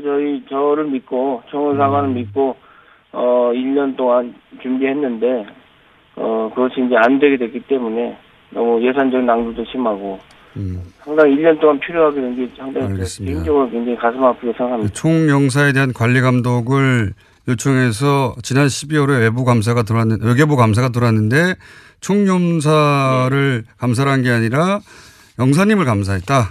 예, 그런 얘기군요. 네. 그리고 또 뭐 여러 가지 자잘한 일들이 많았던 걸로 제가 들었는데, 그 중에서 발령 전보가 있더라고요. 지금 거의 그 주요 경력 대부분을 지금 베트남에서 계셨는데 17년간 25년 중에, 외교부 25년 중에 베트남 17년 근무면 베트남 그야말로 전문가신데, 발령 전보를 내렸다고요? 어떻게 내렸습니까? 저 같은 경우는 이제 그 관련 규정이 있어서요. 장관이 불가피하다고 인정하는 경우에만 이제 전보할 수 있게 돼 있거든요. 네. 제가 베트남 전문가이기 때문에 제가 이제 그 전담직이라고 하는 베트남 붙박이라고 하는 그런 직을 선택을 했는데 승진 포기하고. 근데 그것에 무관하게 이제 뭐 오래 근무했다라는 대충 그런 이유로 해서 서울로 한국을 발령나게 됐습니다. 서울로요, 갑자기. 17년간 베트남 전문가인데 갑자기 서울로 와라. 그리고 이런 건 어떻습니까? 이럴 경우에 이제 그 흔히 지난 정권에 쓰던 방식이 개인 사찰을 하거나 또는 뭐 말도 안 되는 모함을 하거나 이런 일들은 박근혜 정부 내내 사실 말 듣지 않는 그 공무원들에게 있었거든요. 그렇게 밝혀진 경우도 있었는데 본인의 인터뷰 이후에 작년 12월 외교부 감사가 있고 그러면서 이런 식의 움직임은 없었습니까? 제가 이제 교민들한테 가장 중요한 민원 서비스, 여권 공정 등 체계에 필요한 업무를 7년 반을 민원실을 운영했는데요. 그 민원실에 있는 행정 직원, 제 부하 직원을 압박을 해서 저에 대해서 뭔가를 캐려고 했고, 그 다음에 민원실 전화를 뭐 20일 동안 안 받았다고 외교부 감사관실에 누군가 이야기해서 말도 안 되는 해프닝이 있었는데, 사실 민원실 전화는 한 대밖에 없고 우리 행정 직원이 받기 때문에 제가 전화를 직접 못 받거든요. 그래서 이런 식으로, 그다음에 교민들 몇 명이 이제 누군가 사주를 받아서 저에 대해서 1년간 집중적으로 이제 음해성 민원을 외교부에 넣었던 얘기를 들었습니다. 너무나 황당하기 때문에 외교부에서도 크게 저한테 문의조차도 하지 않았고요. 그 다음에 제가 지난 10월 달에 운전면허 갱신 때문에 한국에 휴가를 잠깐 다녀왔는데, 이것도 조영사 본인이 결제를 안 했다고 하면서 외교부에 저를 고발해서 제가 본의 아니게 처음으로 외교부에 들어와서 사유서를 쓰게 됐고요. 참 사실 유치합니다. 저는 총무과에 결제를 올렸던 절차를 밟았었거든요. 외교부에도 보고를 했고요. 네. 혹시 외교부에 근무하는 25년 동안 이런 사유서나 이런 문제가 된 적이 있습니까? 저는 한 번도 징계를 받은 적이 없고요. 오히려 모범 공무원상이나 이런 여러 상을 받았고요. 그렇기 때문에 제가 명퇴를 할 수 있었던 거는 제가 징계를 받았다면 명퇴를 신청할 수 없는 조건인데, 사실은 좀 말도 안 되는 황당한 거. 그 다음에 일부 언론에 보도됐지만 주례 회의도 JTBC 이후에 월요일마다 하는 회의를 취소를 했고요. 주례 회의. 그다음에 7개월 만에 살짝 티타임 형식으로 이제 부활했는데, 제가 물었죠. 그 회의를 부활한 거냐 아니냐 했더니 그냥 바쁘지 않은 사람만 오라고 하더라고요. 제가 민원실 업무를 하기 때문에 자리는 잘 못 비우거든요. 그런데 그것조차도 아마 외교부에 제가 회의도 참석 안 하고 그런 게을리한다 이런 식으로 보고했을 것으로 추측합니다. 사실 1년 동안 총영사 얼굴을 한 번 못 봤고요. 다른 영사들 얼굴 10명 됐는데 얼굴도 제대로 못 보고, 나름 투명 인간으로서 총영사관에서 좀 고립됐습니다. 몸은 제가 편했는데 원래 제 모습이 아니기 때문에 뭔가 좀 일을 만들어내고 아이디어를 짜고 해서 이런 일들을 창의적으로 하는 스타일인데, 마음이 편해야 하는데 그게 아니다 싶은 생각을 사실 1년 동안 했습니다. 총영사 얼굴을 못 본 지가 1년이 됐어요? 예. 회의에 참석하지를 못하니까. 회의가 아니라 이제 회의 자체를 이제 회의를 없애고 티타임 형식으로 만들었는데 거기도 오지 말라고 하니까. 7개월 후에 만들었는데 이제 그것도 이제 비공식이니까 자기들끼리 모여서 이제 회의를 한 거죠. 근데 저는 이제 아예 총영사관에 없는 존재로 이제 된 거죠. 대외 활동 자체가 제가 이제 못하고 업무가 축소돼서 민원실 사무실만 지키는 업무를 했죠. 휴가를 갔다 오겠다고 총무과에 결제를 올렸는데 그 결제를 총영사 본인이 안 했다고 나중에 주장하면서 고발해가지고 사유서도 썼다. 예. 그리고. 네, 외교부에는 제가 총무과에서 보고를 안 해서 제가 보고를 했거든요. 제가 운전면허증이 금년 말에 갱신 안 하면 없어지니까 당연히 해야 되는. 교민 몇 명이 집중적으로 음해하는 민원 내용이 예를 들면 어떤 겁니까? 다시 한번 말씀해 주시겠습니까? 그러니까 지난 1년간 교민 몇 명이 계속 돌아가면서 음해성 민원을 넣었다고 했는데 그 내용은 어떤 겁니까? 간단하게 예를 들면? 사실은 제가 그 내용은 직접 외교부에서 들은 게 아니고 중간에 어떤 분이 외교부에 지금 간부를 아시는 분이 있어서 저에 대해서 투서를 많이 들어와 있다 집중적으로. 근데 그 내용이, 왜냐하면 제가 저를 아는 분들은 저에 대해서 이렇게 비판적인 얘기를 많이 안 하시거든요. 그러니까 전혀 관계가 없는 분들이 어떤 식으로 내용을 했는지는, 왜냐하면 너무 그 내용 자체를 저도 알 수가 없고요. 직접 받으신 게 아니고 아마 알고 있을 것 같은데 외교부로 직접 보냈으니까. 많은 일을 겪으셨네요. 예. 그 전화를 안 받았다고 하는데 원래 전화 한 통밖에 없고 행정직원이 받는 거기 때문에 본인이 원래 전화를 직접 받지 않는데 그걸 안 받았다고 또 고발하고. 그래서 결국은 그런 것들이 쌓여서 명퇴를 결심하게 된 겁니까? 사실은 제가 이제 외교부에 25년, 베트남에 17년, 호치민만 2번에서 14년 근무했거든요. 근데 제가 좀 제공간 업무라는 게 사실은 공관장, 총영사나 대사를 잘 만나야 되는데 95년에 제가 호치민에 처음 나와서 조금 못된 총영사 만나서 고생을 많이 했습니다. 예를 들어서 최순실과 같은 그 사건 일을 많이 시키고 입에 담지 못할 부끄러운 일도 사실은 시키곤 했는데요. 사실 그때 제가 너무 자신이 싫었고 그래서 그때부터 제가 저항을 결심한 겁니다. 그러니까 승진도 안 되고 또 윗사람 말 안 들으니 힘든 시간이 많았죠. 그런데 이제 외교부에서 저의 정체성을 찾게 한 것이 사실은 노무현 대통령께서 이제 만드신 각 부처 혁신 토론방이었는데 그때 제가 노무현 정부 들어서 혁신안을 자체적으로 많이 냈죠, 실명으로. 근데 이런 것들이 제한돼 반영된 것도 있고, 근데 그것 때문에 찍혔고요. 이제 외교부 직원들, 하위 직원한테는 제가 많은 지지를 받았지만, 간부들에게는 문제 인물로 찍혀서 좀 고생을 했습니다. 참 개인적으로 힘든 시기였죠. JTBC 인터뷰는 사실 그렇다면 그렇게 쌓여있던 문제의식이 한 번에 터진 거군요. 말하자면.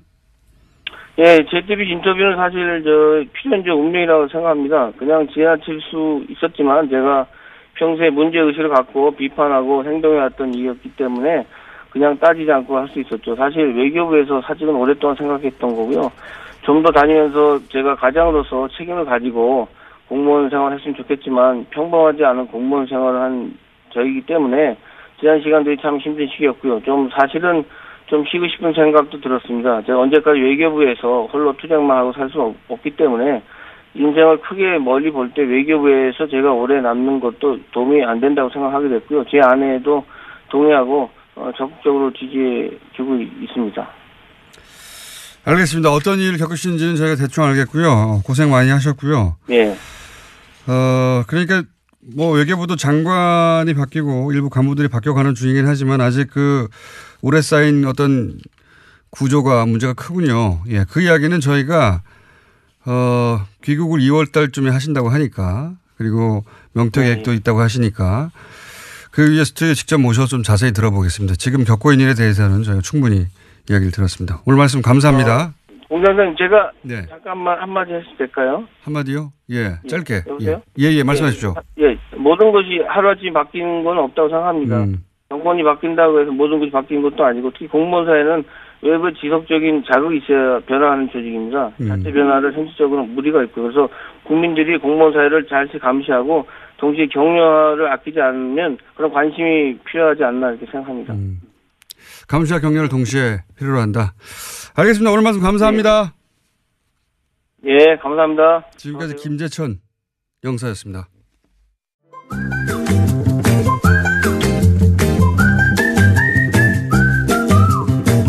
자, 칼플라니 사회경제연구소. 다소 몇 년에 한 번씩 유명해지는 연구소. 정태현 수장님 나오셨습니다. 안녕하십니까? 네, 안녕하세요. 갑자기 베트남 가냐고 물어보셔가지고 아마도 하와이 가느냐는 질문이었던 것 같아요. 그죠? 하와이. 네, 지금 베트남 얘기라도 들어가지고. 네. 하와이. 저희 이제 대표님이 하와이 약속을 했다가 네. 지금 전전긍긍 중이세요. 네. 그럼 뭐 얼마 돈도 별로 안 들 것 같은데 이렇게. 아니, 저 혼자 모르겠는데 저희 작가하고 가보네요. 다 가야지. 다 같이 한 건데. 그리고 이제 여기가 사기업이면 사장이 결단으로 가능하지만 제가 추정하기로는 이게 어쨌든 그 공공기관이기 때문에 예산을 본인은 월급을 월급 그게 있군요. 월급 아이고 뭐 어쩌면 상여금을 받았을 수도 있는데 월급 월급 외에도 그게 있을 거예요. 뭐가 딴 게 예를 들면 뭐 저것은 적금 같은 거. 자, 오늘 주제 뭡니까? 네, 오늘 문재인 케어가 발표가 됐고요. 8월 9일 날 발표가 됐는데 네. 의사분들이 대규모 시위를 벌였죠. 네, 저도 오늘 오프닝 때 그 얘기 있었는데 집행부가 지도부가 아주 인상적인 분입니다. 예. 그런데 문재인 케어가 뭐냐 하고 그러면 왜 반대하느냐를 간단히 정리해 볼까요? 예. 경제적인 관점에서. 용어를 조금 알아야 되는데 건강보험 보장성이란 말이 있어요. 보장성. 그러니까 우리 보통 감기 걸려서 가면 한 3, 4천 원 내거든요. 네. 근데 그건 원래는 10,000원쯤 나왔다는 얘기예요. 그중에 6, 7천 원이 보험금이 나온 겁니다. 그렇죠. 우리가 보험을 냈으니까. 그게 이제 보장성이에요. 그게 63% 정도인데 그거를 70%까지 올리겠다. 그 얘기는 뭐냐면 보험금을 더 많이 지불하겠다라는 얘기가 되는 거고 그러려면 뭔가를 줄여야 되잖아요.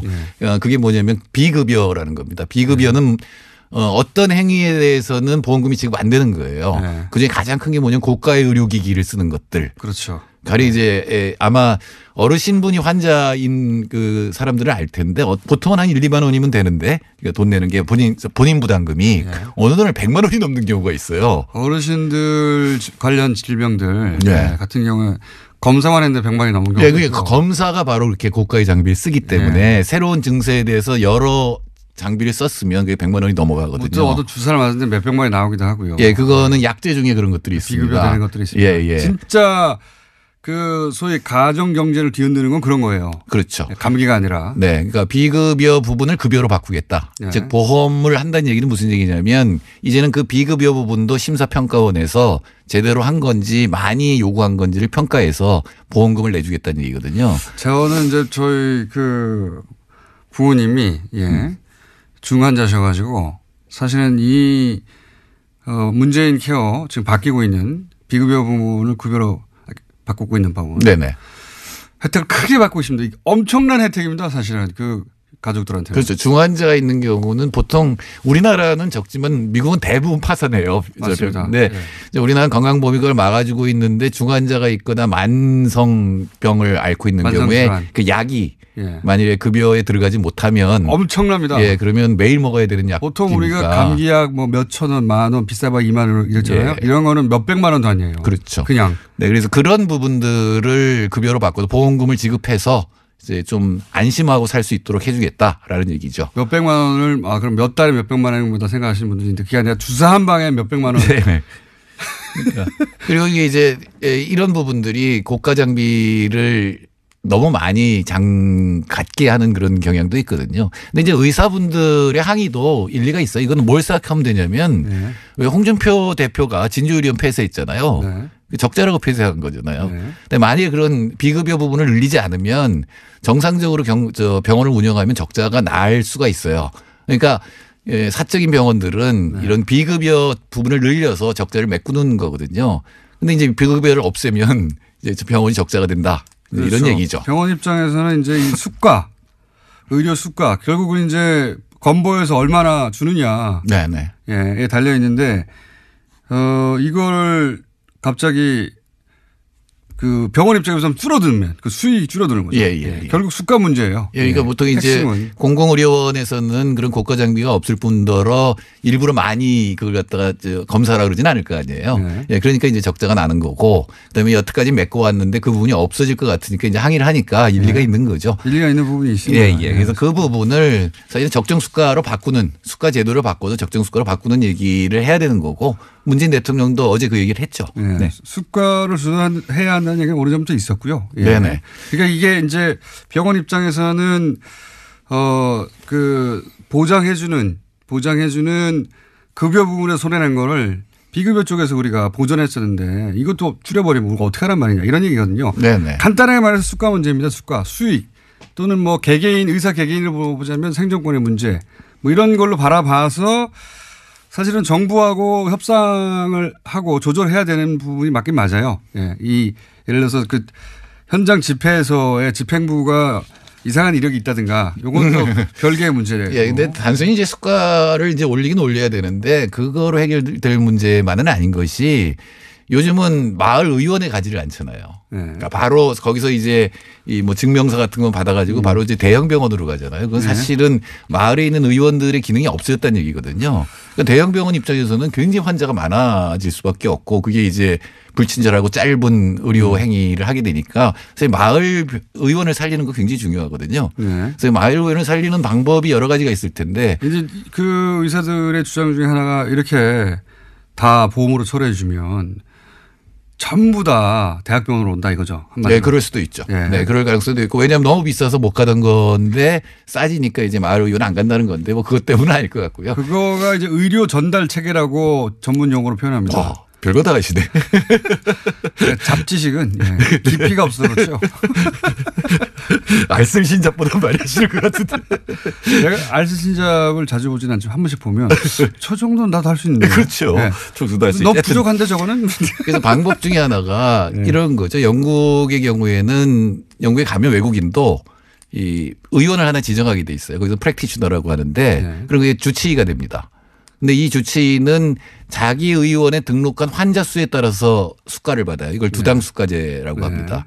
이제 우리나라도 이제 그런 제도를 쓸 수가 있는데 시험적으로 의료생협 같은 게 있잖아요. 근데 의료생협은 주로 예방 쪽에 더 신경을 쓰는 데고 그 조합원들은 사실은 등록된 환자들이잖아요. 그러면 이 환자 한 명당 1년에 얼마씩 주는 겁니다. 제가 안성의료생협에 가서 물어봤더니 1년에 2만 원만 줘도 훨씬 나은 진료를 할 수 있다. 그러니까 우리한테는 본격적으로 정착 안 된, 물론 뭐 영국의 의료 시스템에 대해서 비판하는 사람도 있긴 있어요. 근데 이건 주치의 제도죠. 예. 주치의 제도를 수입할 필요가 있다. 예, 그래 주치의 제도가 왜 필요하냐면 아까 검사를 해서 돈이 많이 나오는데 그건 당연한 것이 이 대형 병원에 있는 의사 나이에 대한 정보가 전혀 없잖아요. 네. 저희 어렸을 때는 한 소아과에 우리 삼형제가 10년 이상 갔어요. 맞아요. 그런 게 있었죠. 그러면 그 의사는 우리에 대해서 다 알잖아요. 보면 알죠. 예, 그러면 쓸데없는 검사를 안 해도 된다고. 얼굴색만 보고. 예, 네. 그렇죠. 그냥 가. 필요 없어. 그냥 가. 뭐 먹었니? 그러니까 그런 어떤 정보들이 대형 병원으로 연결되게 하려면 그러니까 신뢰받는 마을 주치의 제도 이런 것들이 보완이 돼야 되겠죠. 저는 의사들이 습관 문제를 가지고 이제 이렇게 집단 행동을 하는 것에 대해서 의사들이 어차피 그 돈도 많이 버는 최상위 수익 계층인데 이런 거 하면 되느냐. 저는 그건 아니라고 보고요. 그 권리는 있는데, 근데 이 문제는 수가만의 문제가 아니다. 그렇죠. 여러 가지 사실은 의료제도라는 게 굉장히 어려운 것이. 그 정부 정책도 이게, 이렇게 해야 되는 거거든요. 네, 네. 맞습니다. 그러니까 여러 가지를 다 고쳐야 돼요. 그러니까 의료제도는 그 에로우라고 하는 유명한 경제학자가 시장 실패가 다 겹쳐 있다. 왜냐하면은 정보의 비대칭성. 네. 의사는 알지만 환자는 몰라요. 맞아요. 의사가 하라는 걸 환자가 거부할 수가 없어요. 소비자 선택이 없어요. 저 검사는 지금 단계에서는 불필요한 검사 아닙니까? 이거 수가 때문에 비급여와 관련돼 있는 거 아니에요? 이렇게 말할 환자가 누가 있어요? 지금 청와대 비서관으로 가 있는 이진석 서울대 병원 의사가 네. 부인이 임신을 해서 병원을 갔대요. 근데 자기가 옆에서 보기에는 이거 쓸데없는 진료 같은데 말을 못 하겠더래요. 못하죠. 함부로 의사한테 밑보일까 봐. 의사조차도. 예, 그런 정보의 비대칭성 이런 것 때문에 이제 심평원이라는 걸 둬서 제3자가 이제 그걸 평가하게 하는 거잖아요. 어떤 그게 이제 의료제도에서 가장 중요한 문제 또. 근데 그런 문제가 발생했을 때 그걸 판단하는 사람들도 의사라. 네, 그렇죠. 동료 평가죠. 그게 맞는지 틀린지는 판단할 수가 없어요. 우리는 또. 예. 근데 이제 심사평가원은 예산을 줄이는 게 이제 목표이기 때문에 상당히 정확하게 가는데 물론 둘 사이에 불만은 있을 거고 그 사이에 어느 정도 이제 합의를 할 수가 있는데 포괄수가제라는 게 있어요. 지금은 행위별 수가제거든요. 치료 하나마다 이제 돈이 나가는 건데 가령 감기 그러면 감기에 대해서 어느 정도의 범위를 두고 그 안에서 진료하라라고 하는 거거든요. 그런 어떤 수가제도를 아까 저는 두당 수가제도 얘기를 했는데 그런 걸 결합하고 주치의제도 같은 것들 이런 것들을 하고 또 국공립병원을 늘려야 돼요. 그것도 안 되는 말씀이시고. 국공립병원 너무 적어서 군 단위에서는 지금 사실은 아예 이 출산을 할 수가 없는 정도, 맹장 수술을 할 수가 없는 정도. 거기 들어가고 싶으면 환자는 많아요. 네. 가까운 데 가야 되죠. 근데 응급실이 없어서 지금 위험하니까 좀 더 병원을 지방에 이제 늘리는 것 이런 것들이 이제 과제가 되겠죠. 보장해 준다는 말이거든요. 말을 왜 이렇게 어렵게 만드나 몰라. 의료 전달 체제 누가 알아듣습니까 이러면. 어쨌든. 근데 총수는 다 알아요. 대단한 겁니다. 이런 보장성을 높이는 것도 당연히 필요한 겁니다. 네. 지금 이제 사실은 정말. 진보 쪽에서는 불만인 것이 대통령이 후보 시절에 80% 한다 그랬거든요. 70%가 갔으니까. 그러니까요. OECD는 80% 넘는 나라 많거든요. OECD는 80% 정도 되죠. 대신에 그럼 다 망할게요. 또 아셔야 되는 거는 그분들 훨씬 더 의료 보험료를 많이 내요. 우리가 지금 의료 보험료가 낮은 편입니다. 좀 더 내야 됩니다.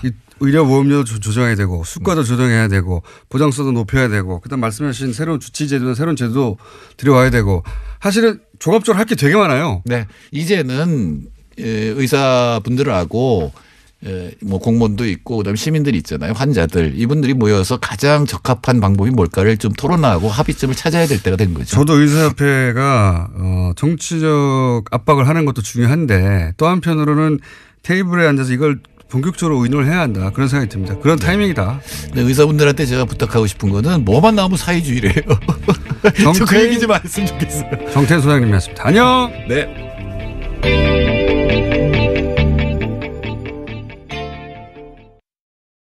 여성들이 이제 스스로 커밍아웃하는 자기 입을 열기 시작한 건데요. 그런 해시태그 운동에 이분들 다 참여해서 의회 요청했다.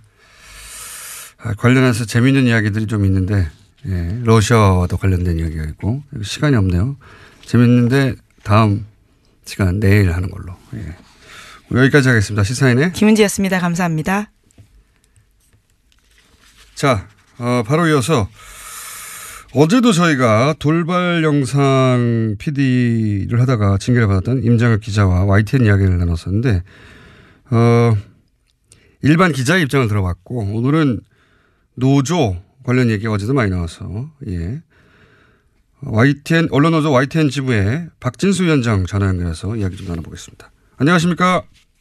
네, 안녕하십니까? 네, 어제 기본적인 분위기 이야기는 나눴는데 왜 최남수 사장 내정자를 사내에서 반대하느냐 이야기는 나눴는데 이제 노조 관련해서는 이제 노조 대표가 아니다 보니까 답하기 어렵다 하셔가지고 저희가 보완 인터뷰를 하겠습니다. 자, 예. 비대 체제로 전환했다. YTN이 이게 무슨 의미입니까? 뭐가 달라지나요?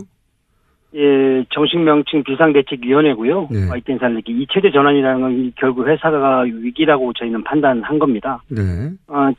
지난 부적격자인 최남수 사장 내정을 막고 사내 적폐 세력들의 퇴진 없이는 더 이상 방법이 없다. 따라서 이를 위해서 구성원들과 함께 요구하고 주장하고 같이 힘을 모으겠다. 간단히 말하면 이제 총력 투쟁하겠다. 이것으로 보시면 되고요. 이것이 YTN 바로 세우기를 위해서 불가피한 선택이라는 것이 저희들의 판단이고 구성원들의 요구입니다. 게다가 MBC에서는 이제 그 사장이 선임됐고 KBS도 이제 이사 한 분이 아마도 해임이 될 것 같으니까 여야 숫자가 바뀌어서 KBS 문제도 일단락이 될 것 같은데요. 길이 보이는데 그런데 YTN에서 어제도 그 임장혁 기자가 잠깐 얘기하긴 했습니다만 노조의 공식 입장을 듣고 싶은데 최남수 사장 내정자를 반대하는 이유는 뭔가요? 그게 이제 두 가지로 설명드릴 수 있겠는데요. 첫 번째는 저희가 이명박근혜 정권 9년 동안 언론장악을 가장 고통받았던 언론사 아니겠습니까? 이런 곳의 사장의 최우선 과제는 구체제, 따라 이 적폐 청산을 어떻게 실행할 의지가 있는가와 변화와 개혁을 할 수 있는가 이 부분입니다.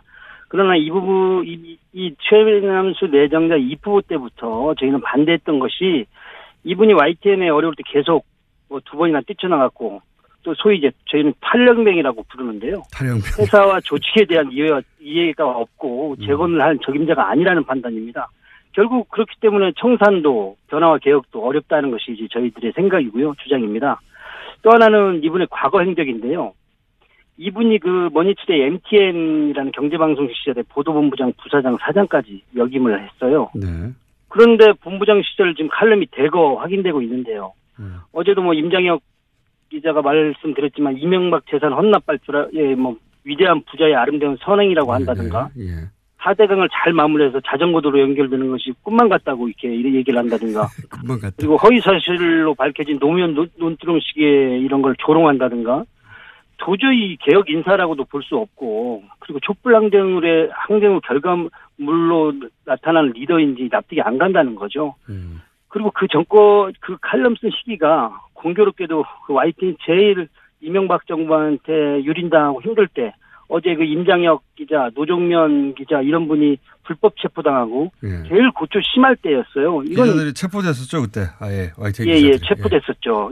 그런 상황이었기 때문에 이걸 정서적으로 우리가 과연 감당하고 이해하겠는가 이런 부분입니다. 노조에서는 그 9년간 최소한 3년 이상 보직을 맡았던 간부들은 보직 보류, 해임도 아니고 보직 보류를 요청하고 있는 걸로 아는데 이에 대해서 최남수 내정자의 입장을 들어보고 방향을 결정하겠다. 그게 얼마 전에 보도였던 걸 기억하는데 입장이 어떻게 나왔나요? 참 어렵게 협상은 했는데요. 최남수 씨하고 제가 지금 지난 만 8년이죠. YTN 보도 공정성이 훼손됐고 노사관계가 심각하게 문제가 있다는 것은 서로 동의를 했어요. 그런데 여기에 책임 있던 인사들에 대해서 이 체제에서 주요 실국장을 맡거나 보직을 누렸던 간부들, 그것도 3년 이상에 누렸던 간부들에게 YTN 바로 세우기 위원회라든가 말은 여러 가지가 있는데요. 가칭인데 설립하는 기구에서 결정이 나올 때까지 보직을 잠정 보류해달라는 거였습니다. 그러니까 간부들도 노조도 아닌 제3의 기구를 두고 거기서 결론이 날 때까지 기다려달라. 그랬는데? 또 거부한 거죠. 도저히 할 수가 없다. 그리고 이제 최남수 내정자의 입장 같은 경우는 결국 일부 조력자를 비호하는 느낌을 받고 본인은 양심상 안 된다고 하는데 결국에 그러면 적폐 청산을 실행에 대한 의지가 있는가 그리고 구체제 인사들과 손잡고 가겠다는 의사가 아닌가 이렇게 저는 판단하고 있습니다. 어제도 잠깐 제가 여쭤봤었는데 YTN은 보도 전문 채널이기 때문에 보도국장 자리가 굉장히 중요합니다. 예, 여기서 상징적인 노정면 기자가 보도국장 자리를 제안받았는데 거절했어요. 이것도 연결된 이야기입니까? 구체적으로 보도국장이 자리를 잡으면 이제 저희는 YTN의 이제 뉴스가 어떻게 만들어지는지 모르니까. 네네. 보도국장 자리로 그게 가능하지 않겠나라고 생각하기 일반의 생각인데 그렇지만은 않은가 보죠? 밖에서 보면 그럴 수도 있을 것 같은데요. 예. 제가 우리 김어준 총수께 역으로 질문 하나 드리면요. 예. 김어준 총수가 프로그램 진행하는데 예를 들어 이명박 씨가 사장이면 그게 가능합니까? 프로그램에 못 오죠, 제가. 예, 그렇다는 거죠. 결국에 이 보도국 정상화와 YTN 정상화는 별개일 수 없다는 얘기입니다. 보도국 독립적으로 운영을 하는데 사람은 내가 알아서 할 테니 당신은 운영만 하라고 한다든가 조직을 개편하는데 사장이 사사건건. 안녕하세요, 김호준입니다. 지난 주말 의사협회가 대한문 앞에서 문재인 케어에 반대하는 집회를 가졌습니다. 결국 병원 수입과 직결되는 의료 수가 문제죠. 민항기 조종사들이 파업을 하면 귀족 파업이라는 비판 여론이 있습니다. 하지만 노동에 적합한 대가를 요구할 권리는 누구에게나 있는 거죠. 생존권이 중요하지 않은 직종은 없습니다.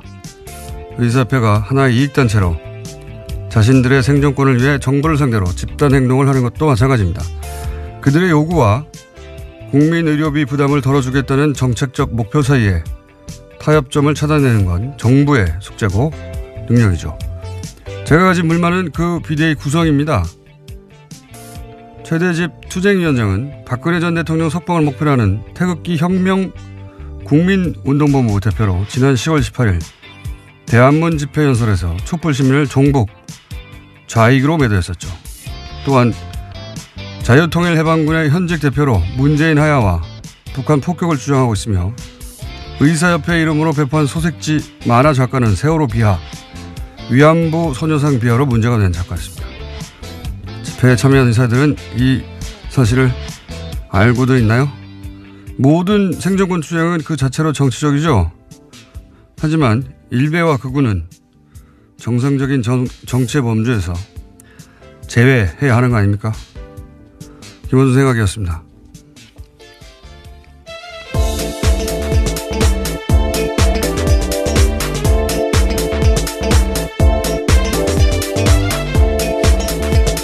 시사인의 김은지입니다. 네. 의사협회 집회 그 자체는 저는 문제가 없다고 생각하는데, 예. 예를 들어서 그 만화 작가는 SNS를 이런 식으로 하던 작가예요. 서울에서 가장 맛있는 돼지고기 집이라 단원한다. 여기서 네. 단원은 단언 아니냐. 이렇게. 그런 논란이 불렸었죠. 예. 이게 아니다. 단원고라고. 단원고 학생들을 명백하죠. 비하한 거고. 세월호에 대한 비하는 뭐 이유도 많습니다. 소녀상에 대해서도 머플러, 소녀상에 들러서 머플러가 화제가 되니까 뭐 돈가스집, 오뎅집, 우동집, 수수집 앞마다 세워라. 그리고 피자도 배달시켜주고 잘생긴 소녀상도 옆에 세워줘라. 뭐 이런 비아냥을 해서 크게 논란이 됐던 전형적인 일베 작가인데 그 의협이 소식지로 투쟁이가 소식지를 뿌린 만화가 이분이 그린 거예요. 예. 투쟁위원장도 성향은 뭐 말할 것도 없이 자유 들어간 단체들은 다 극우 성향을 의심해 봐야 된다. 저희가 몇 번이나 얘기했었는데 자유통일해방군 네, 대표입니다. 네, 해방까지 들어갔네요. 네. 단체명 아주 스펙타클하지 않습니까? 자유통일해방. 예.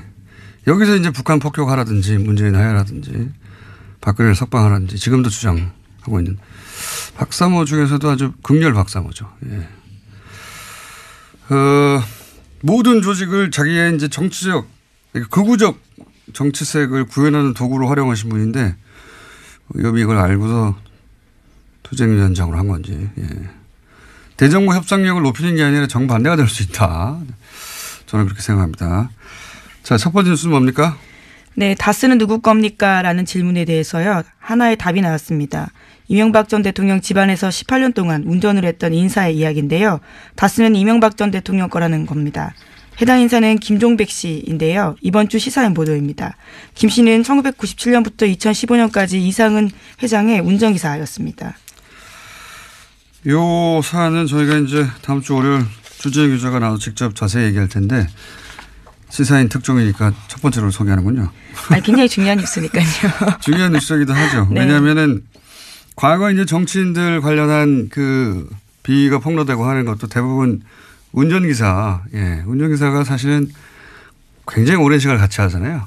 그래서 이제 그쪽 통화라든가 더구나 이분은 18년간이나 집안일도 했었기 때문에 심부름. 네, 집사 노릇을 했다라고 하는데요. 그래서 청와대를 오고 가는 데 있어서 메신저 역할도 했다고 합니다. 이분이 한 이야기 중에 제가 보기에 가장 중요한 것은 실제 실정법과 관련해서 다스 특검팀이 BBK 특검팀이 다스 비자금을 알고도 묻었다 이런 이야기는 여러 번 했는데 여기 관련된 이야기를 이분이 또 했어요. 그러니까 특검이 다스의 조사 나오는 거를 알고 있었고 압수수색할 것을 날짜까지 알고 있었다라는 겁니다. 그 직전에 트럭 세대 분량 서류를 직전에 파기했다 이런 이야기 또 대통령 되기 전에도 다스에 대한 보고를 누가 특정해서 보고를 했고 이명박 전 대통령에게 그리고 청와대에 있을 때도 신학수 감사와 이모 감사가 청와대 민정수석실 다스 담당자의 BBK 관련 보고를 하는 걸 본인이 봤다. 이건 전원이 아니고 본인이 봤다는 겁니다. 시간 장소가 특정되어 있기 때문에 굉장히 구체적인 진술들이 많습니다. 운전기사만이 할 수 있는 이야기들이죠. 직접 운전해서 갔기 때문에 그리고 보고를 봤다는 거죠. 또 이번 주 시사인을 보시면요. 이 운전기사뿐만이 아니라 이명박 전 대통령을 운전했던 사람이 운전기사의 또 다른 인터뷰도 실려 있는데요. 운전기사 두 번을 인터뷰했더라고요. 그 운전기사 잡기가 쉽지 않은데 그 주준이는 악마예요. 열심히 취재하고 있습니다. 자, 그리고 JTBC도 지금 다스 관련해서는 뉴스공장과 JTBC가 사실은 거의 시사인이 또 같이 하고 있는데요. 네, 시사인 띄워줄게요. 이렇게 빼놓으시길래 깜짝 놀랐습니다. 시사인이 소스를 가져오죠. 조지루 기자가. 자, 보도를 계속하고 있는데 어제 재밌는 보도가 하나 나왔습니다. JTBC에서. 또 다스와 관련된 소식들이 있는데요. 이명박 전 대통령의 선거에서 다스 직원들이 조직적으로 동원된 정황이 있다라는 겁니다. 1996년에 서울 종로 국회의원 선거, 2002년 서울시장 선거에서 다스 직원 십수 명이 동원됐다라는 복수의 증언을 확보했다는 건데요. 선거에 동원된 직원들의 급여도 다스에서 나갔다라고 합니다. 다스 취재가 왜 다른 곳에서 잘 안 나오냐면 굉장히 어려워요. 왜냐하면 벌써 5년 전 특검을 받았고 그때 문제가 되는 건 다 털었단 말이죠. 다 털었는지는 아니지만 대다수가 털렸고 그러다 보니까 이 BBK 사건에 이런 건 10몇 년 전이고 5년 전에 이미 한번 특검을 받았던 곳이고 그리고 그때 대통령이 직접 커버를 했고 그러다 보니까 증거인멸이 굉장히 꼼꼼하게 잘 됐어요.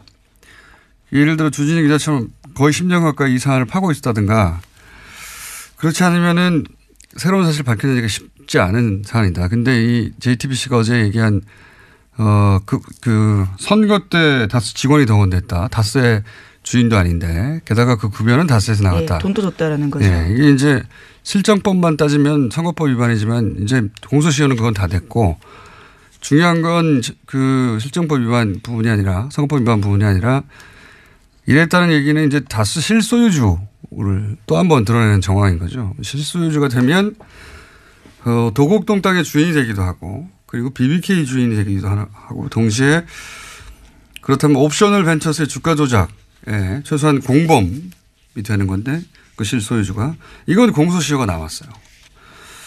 그리고 이제 120억 비자금 관련해서도 공소시효가 2월 말까지 남아있고. 네, 얼마 안 남았습니다. 요 사안들은 급여가 다스에서 나갔다 이 자체가 중요한 게 아니라 이런 공소시효가 남아있는 범죄의 정황 증거가 될 수 있는 증인들이 될 수 있는 사안들인 거죠. 그리고 이제 더 재미있는 뉴스는 자서전 얘기도 나왔어요. JTBC에서. 네, 그렇죠. 좀 깨알 같은 뉴스인데요. 이명박 전 대통령의 자서전인 신화는 없다라고 있습니다. 95년에 발간됐는데 당대 베스트셀러였거든요. 그런데 당시에 다스가 나서서 대량으로 구매했다라는 겁니다. 저는 특히 재밌었던 증언이요. 다스 관계자에 따르면 직원들이 이 책에 이명박 대통령 사인을 대신했다라는 건데요. 이게 책이 너무 많아서 직원들이 차에다가 뒀을 정도였다라는 거고요. 남은 책들은 경주 지역에 무료로 나눠줬다라고 합니다. 왜 안 그랬겠어요. 예. 이거보다 더 재밌는 뉴스는 그 뉴스가 나올 때가 됐는데 2011년에 대통령 퇴임 직전에 영문자서전이 나왔어요. 그때 이명박 전 대통령. 근데 이제 영문자서전이 나왔으니까 아마존 서점에 서평, 리뷰가 있었지 않겠습니까? 초반에는 저는 이걸 실시간으로 봤었는데 초반에는 대략 40여 개의 댓글이 있었습니다. 네. 기사를 찾아보면 정확한 개수 나올 텐데 제가 기억하기로는 그 중에 35개가 빵점이에요. 별 하나밖에 줄 수 없기 때문에 별 없는 게 아니라 사실상 빵점이죠. 근데 한 달 후에 별 5개가 120여 개가 붙습니다. 갑자기. 예. 별 4개가 한 20, 30개 붙고. 근데 이 별 5개라는 건 감동을 받았다는 거잖아요. 근데 리뷰가 한 줄이에요. 너무 좋다. 뭐 이런 거. 바보 같은 영어들 있죠? 예. 댓글 부대가 확실하다. 당시 아마존 서평란에 댓글 부대가 진출했다. 예, 지금 다시 가서 한번 확인해 보고 싶네요. 여전히 그게 있는지요. 네. 그리고 그 별 5개 준 한 줄짜리 댓글을 그러니까 리뷰를 쓴 사람들은 다 그게 첫 리뷰였어요. 가입하고. 예. 대량 가입해서 대량 리뷰를 썼다. 예. 그랬던 적이 있습니다. 그러니 뭐 책 사서 사인 대신하는 건 아무것도 아니죠. 아마존까지 가는데요. 자, 다음 뉴스는요. 네, 최순실 씨가 과거 EBS 사장 임명에도 개입했다라는 증언이 나왔는데요. 이 때문에 한국동계스포츠영재센터가 주최하는 행사에 EBS가 후원사였다라는 게 장시호 씨의 증언입니다. 어제 열린 이재용 삼성전자 부회장 재판 증인으로 장시호 씨가 나온 건데요. 특검이 영재센터가 EBS에서 후원받은 경위 알고 있냐라고 묻자 장시호 씨는 EBS 사장이 이모가 추천을 받아서 된 분으로 알고 있고 그 추천받은 분이 어쩔 수 없이 후원사로 들어온 걸로 알고 있다라고 이야기했습니다. 장시호 씨가 당사자로 지목한 사람은요. 우종범 전 EBS 사장이라고 합니다. 게다가 장시호 씨는 삼성 관련된 추가 증언도 했는데요. 지난해 10월 달에 사건이 본격적으로 보도되기 직전에 최순실 씨가 삼성에서 영재센터에 3차 후원금을 받으려고 시도했다라고 합니다. 새로운 사실들 몇 가지가 나왔는데 왜 이제 국정원 부하 직원은 구속되고 간부는 영장이 기각돼서 그 부하 직원이 불만을 품고 국정원 가짜 사무실 건이 더 큰 건이 폭로된 바 있지 않습니까? 그렇죠. 댓글 TF가 폭로됐죠. 장시호 법적 구속의 메시지 효과가 이제 검찰 수사 협조해봐야 소용없다. 메시지 효과는 그런 거라고 저는 보는데 이 법정 구속 역시 전혀 예기치 못한 나비 효과를 낼 수 있다라 생각이 드는 게 이 영재센터 행사를 왜 EBS가 후원을 했느냐 단독으로. 그리고 EBS 사장의 이력서가 최순실 회사에서 나왔다. 이런 보도가 있었던 적은 있어요. 네, 과거에 그런 보도 있었습니다. 그런데 실제로 우종범 전 EBS 사장이죠. EBS 사장을 최순실이 추천했다 하는 증언은 나온 건 처음이고 그리고 삼성으로부터 돈을 또 받으려 했다. 이것도 처음이에요. 예. 나비 효과가 장시호 씨 입을 통해서 또다시 그렇죠. 예기치 못한 나비 효과가 있을 수 있다. 장시호 씨 입을 주목해야 된다 그런 생각이 듭니다. 자. 네. 우 전 사장 같은 경우는 과거에는 개인적으로 모르는 사이라면서 국회 나가서 의혹을 부인한 바가 있는데요. 장시호 씨가 이 의혹의 정점 도장을 찍어준 거죠. 그리고 이제 삼성 관련해서도 아마 장시호 씨가 증인으로 채택되거나 할 수 있는데 기대됩니다. 다음 뉴스는요. 네, 최순실 씨의 독일 조력자로 지목된 인사가 데이비드 윤인데요. 검찰이 이 사람을 인터폴에 적색 수배했다라고 TV조선이 보도했습니다. 최순실 씨를 내세워서 부동산 개발업자에게 뒷돈을 받은 혐의라고 하는데요. 이 사람은 최순실 씨의 해외재산 관련된 키맨으로 꼽히기도 합니다. 이거는 국내에서 국내 개발업자와 3억을 나누고 성공보수 50억을 약속받고 하는 난 못하겠다라고 한다든가 그럼 이거는 결과론적으로 개혁적 인사를 난 중용했어라는 그 액면밖에는 전혀 보이는 게 없죠.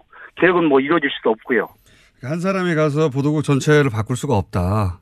그럼요. 톱니바퀴가 이루어져야 된다고 저희는 보고 있는 것이죠. 그런데 그 중간 간부들이나 3년 이상 보직을 맡은 간부들에서는 그대로 보직을 두려고 하기 때문에 그 의지가 의심스럽고 이렇게 네, 맞습니다. 그래서 이제 기자 한 명 거기 상징적으로 꽂는 것으로 대충 타협하고 넘어갈 일이 아니다. 이런 이야기네요. 예, 맞습니다. 그러면 마지막 질문인데요. 예, 그러면 이제 비대위 체제로 바뀌어서 어떻게 하는 건가요?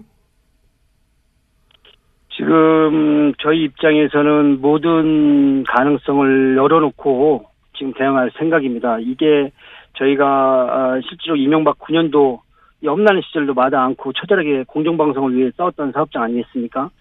최남수 내정자가 들어온다는 것은 곧 공정방송이나 적폐청산, 변화 개혁도 저희는 못한다고 판단했고 선명적으로 선언한 입장입니다. 따라서 모든 가능성을 열어놓고 이 부분에 초점을 갈 생각이고요. 저희 지금 비대위가 우리 회사의 직능단체 그리고 주니어 그룹들 더불어서 전직 집행부가 대거 참여한 광범위한 조직이기 때문에 향후 이런 투쟁에 맞서서 냉정하고 그리고 이 가능성을 결과물이 나올 수 있도록 이렇게 투쟁하겠습니다. 알겠습니다. 이 기회를 놓칠 수 없다. 다른 방송국은 정상화되어 가는데 우리는 그대로다. 이런 위기의식이 있는 거군요. 당연합니다. 예. 네. YTN 상황은 저희가 지속적으로 짚어가겠습니다. 오늘 여기까지 듣겠습니다. 감사합니다. 감사합니다. 네, 지금까지 언론노조 YTN 지부의 박진수 위원장이었습니다. 핫해. 우리는 핫하다고 주장하는데 후원금을 안 차고 있는. 요즘 핫뜨거가 아니고 핫추어입니다. 핫태추어. 하태경 최고위원 나오셨습니다. 안녕하십니까. 예, 추운 하태경입니다. 핫하면은 이게 후원금을 팍팍 차야 되는데. 후원금이 너무 없습니다. 추워 죽겠습니다. 페이스북에 화제가 됐어요. 하태경의 후원금 10만 원만 보태주세요. 완전 불쌍한 표정으로 사진 딸랑 올려놓고. 요즘 KTX 입석 타고 다닌다고 소문났어요. 자, 하태경 의원을 혹시라도 지지하시는 분들은 방송을 듣는 즉시 10만 원까지는 돌려받거든요. 예. 예, 그래서 그렇습니다. 예. 그래서 10만 원들을 다들 얘기하는 거고요. 그리고 이제 오시자마자 잠깐 그 시그널 나가는 사이에 그러니까 바른정당이 자유한국당으로 흡수된다 이런 얘기들이 많은데 그게 아니라 자유한국당에서 바른정당으로 오고 싶어 하는 분들이 여전히 존재한다. 지난번 일주일 전 방송에서 제가 이제 한국당 의원 명단들 쭉 살펴보니까 데려오고 싶은 사람 없더라라고 해서 제가 엄청난 항의에 시달렸습니다. 설마. 진짜로 항의에 시달렸습니다. 그래서 나 가고 싶어라고 말하는 사람이. 그중에서 왜 내 이름 빼냐 거명해 달라라고 한 분이 있어가지고. 그래요? 이 자리에서 말씀드려야 됩니다. 그러니까 지금 상황에서도 자유한국당에서 바른정당으로 오고 싶어하는 간절히. 근데 못 오는 거 보고 비례대표인가 보죠? 너무 루치가 빠르죠? 너무 대단하시네. 비례고요. 뭐 익히 아는 분들도 있을 텐데 좀 잊혀졌어요 최근에. 김연아 의원. 김연아 의원께서 왜 내 이름을 빼냐. 그래서 앞으로 우리 의총에도 참석하고 싶다. 연락해달라. 의총에 자유한국당 소속이지만 바른정당 의총. 바른정당 의총이야 뭐 길거리에서 복도에서 만나면 의총 된다면서요. 근데 김연아는 정말 여장부예요. 알겠습니다. 얼마나 그 등살에 시달리는데. 어느 날 한번 같이 바이 게스트로 해가지고 같이 한번 모시고 나오시죠. 좋죠. 김연아 굉장히 코너 안에서 내가 미니 코너를 하겠다고 해서 모시고 나와도 좋습니다. 자, 어쨌든 후원금 없다는 얘기 했고 돈 없다. 자, 이 통합의 파트너 대상자.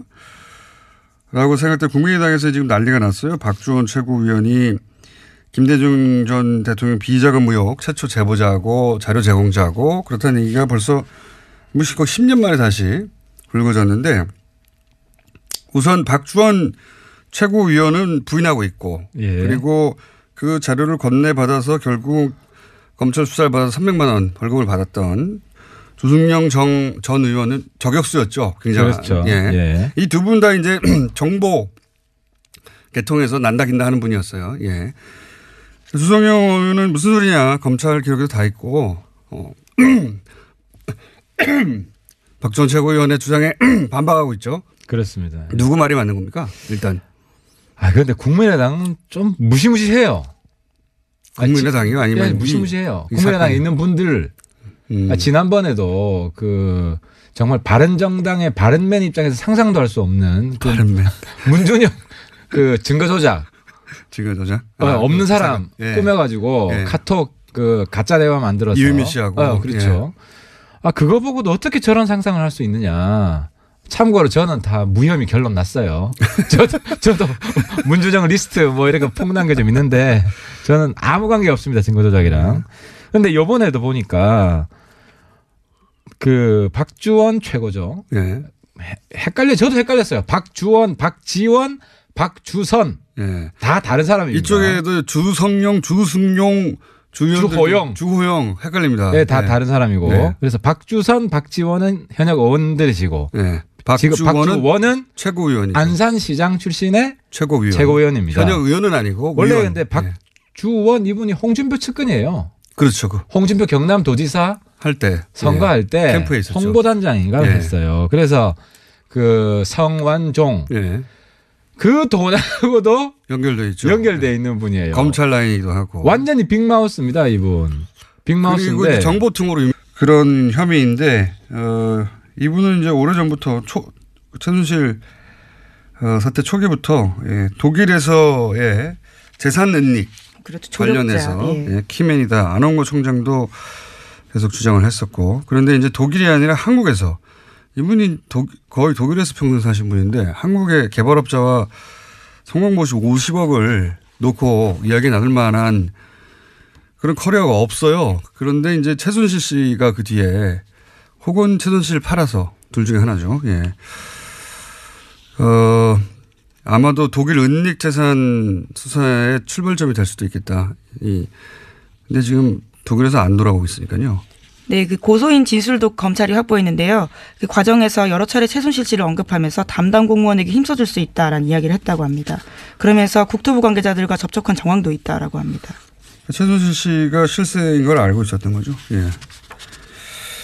독일 은닉 재산의 출발점이 될 수 있기 때문에 이분은 소재가 확인되기 굉장히 어려울 것 같다. 저는 그렇게 생각이 들고. 현재 여권은 무효화시켰다라고 합니다. 검찰에서요. 아니면 독일에만 있으면 되니까요. 그리고 EU 국가 내에만 있어도 되니까. 안원고 총장님 독일 가겠네요 또. 자, 다음 뉴스는요. 네, 우병우 전 민정수석이 출판문학계 블랙리스트에도 관여했다라는 한국일보 보도인데요. 서울중앙지검 국정원 수사팀은 어제 우 전 수석에 대해서 사전구속영장 청구했습니다. 그런데 여기에요. 과학계 불법 사찰뿐만 아니라 출판문학의 사찰 내용까지 포함됐다라고 합니다. 우 전 수석은 지난해 7월 달에 한국출판문화산업진흥원이 발표했던 세종도서와 관련해서요. 소위 좌편향으로 분류되는 도서와 저자들을 사찰하고 검열하도록 국정원을 독려했다라고 합니다. 당시 세종도서에는 윤희상 평전과 세월호 참사를 다룬 서적 등이 포함됐다라고 합니다. 이 정도 되면 관여 안 한 게 뭐냐 이렇게 물어야 돼요. 안 한 게 없어요. 출판까지 참. 이 영장까지 기각이 되면 저는 이번에는 영장 판사들이 중요한 시험 때 올랐다 이렇게 봅니다. 이 영장까지 기각되느냐. 3차 이 영장까지 세 번째입니다. 기각되면 3차까지 영장이 신청된 경우도 제가 들어본 적 없는 것 같은데 후폭풍이 상당할 것이다. 시험 때 올라오는 것 같습니다. 이정열 판사가 또 출연이 예정된 사안이고요. 다음 뉴스는 뭔가요? 네, 박근혜 정부 청와대에 대한 국정원의 특수활동비 상납에서 최경환 의원이 개입한 정황을 검찰이 포착했다고 SBS가 보도했는데요. 최 의원이 국정원에 청와대 상납금을 늘려달라고 요구했다라는 겁니다. 남재준 전 원장 때 매달 5천만이었던 청와대 상납금이 이병기 전 원장 때 1억 원으로 그러니까 2배 뛰거든요. 그런데 여기 배경에는 최경환 의원이 있었다라는 겁니다. 본인 1억 받은 거 외에 청와대에 상납했던 돈을 2배로 늘린 것도 최경환 의원의 역할이었다 하는 게 검찰 주장이네요. 근데 재밌는 게 지금 현역 의원이고 지금 그렇죠. 국회가 또 회기 중이거든요. 회기 중에는 불체포 특권이 있어요. 그래서 이제 국회에서 과반 출석의 과반 동의로 그렇죠. 이 체포 동의안이 통과돼야 되는데 통상의 상황이라면 이제 자유한국당이 결사반대할 텐데, 근데 이제 정권이 탄압한다면서 굉장히 큰 소재를 쓰겠죠. 근데 지금은 이제 홍준표 대표의 이제 친박 청산에 도움이 되는 사안이거든요. 그래서 불체포 동의안에 대한 자유한국당의 스탠스가 어떻게 될 것인지 매우 재밌는 관전 포인트입니다. 네. 네, 게다가 오늘도 원내대표 선거가 있어서 당이 어떤 식으로 재편될지가 정해질 것으로 보입니다. 자, 약 2분 정도 저희가 브리핑 시간이 남았습니다. 다음 뉴스는 짧게 하죠. 네, 박주원 국민의당 최고위원 관련된 소식도 계속 전해드리고 있는데요. 오늘 아침 경향신문에도 새로운 보도가 있습니다. 2006년 초 주석영 전 한나라당 의원에게 제보한 정보가 DJ 비자금 의혹만이 아니다라는 건데요. 당시 열린우리당 정동영, 문희상, 유시민 의원 관련된 정보도 있었다라는 겁니다. 그 근거는요. 주 전 의원의 보좌관으로 근무했던 기욱 씨의 인터뷰입니다. 그러니까요. 이게 이제 주 전 의원뿐만 아니라 주 전 의원도 박주원 위원회 국민의당 최고위원회 주장을 반박했고 박주원 의원의 주장대로라면 사실은 주 전 의원은 박주원 의원 편을 들었어야 되는데 반박을 했고 이번에는 그 보좌관도 나와서 주 전 의원의 주장을 뒷받침하고 있으니까 박주원 위원은 이제 본인이 녹취록이 있다는 거잖아요. 네, 어제 JTBC 나와서 그런 주장을 했는데요. 네. 수요일 내로 풀겠다라고 했습니다. 바로 풀어도 되실 텐데. 불리한 상황이고, 논리적으로만 따지자면 박주원 의원이 이기기 힘든 상황인 것 같은데요. 예. 자, 요 사안은 저희가 3부에서도 추가적으로 잠깐 다룰 예정이고요. 제목 정도 얘기하면 끝날 것 같습니다. 하나 정도 더. 아, 그런가요? 그럼 트럼프 소식과 뉴스공장 소식이 있는데요. 뉴스공장 소식을 좀 먼저 전해드리겠습니다. 뉴스공장 소식이요? 네, 뉴스공장이 또 하나의 기록을 세웠다라고 하는데요. 지난 주말에 팟캐스트 누적 다운로드 수 10억 건을 돌파했다라고 합니다. 아, 1년 좀 넘는 기간 동안요? 예. 두 자릿수에 이어서요. 이번엔 10억 다운로드 돌파했다라고 합니다. 저기 뭐랄까요? TBS 사장님 하청 브리핑 같은데요? 예. 아니, 뭐 굉장히 뉴스 가치가 있다고 생각해서요. 10억 돌파. 예. 그러면 기념으로 저희가 선물 받겠습니다. 네? 누구한테요? 보통은 이런 행사를 이제 청취자 여러분들을 향한 선물을 주는데, 저희는 이제 얼마나 좋냐 이런 방송이 있어줘서 선물을 받기로 하겠습니다. 고개 선물이 들어올 것 같은 느낌이 드는데요. 자, 트럼프 소식은 뭡니까? 예, 성폭력 피해 고발 운동이 미투와 관련된 소식은 전해드린 바가 있는데요. 이와 관련해서 트럼프 대통령도 미투에 고발을 당했다라는 겁니다. 아, 성추행. 네, 과거에 성추행을 당했다라고요. 여성들이 기자회견을 해서요. 미 의회 관련 조사를 공식 요구했다라고 합니다. 대선 기간 때도 그런 이야기 있었는데 이번에는 이제 미투 해시태그 운동, 성폭력 당했다고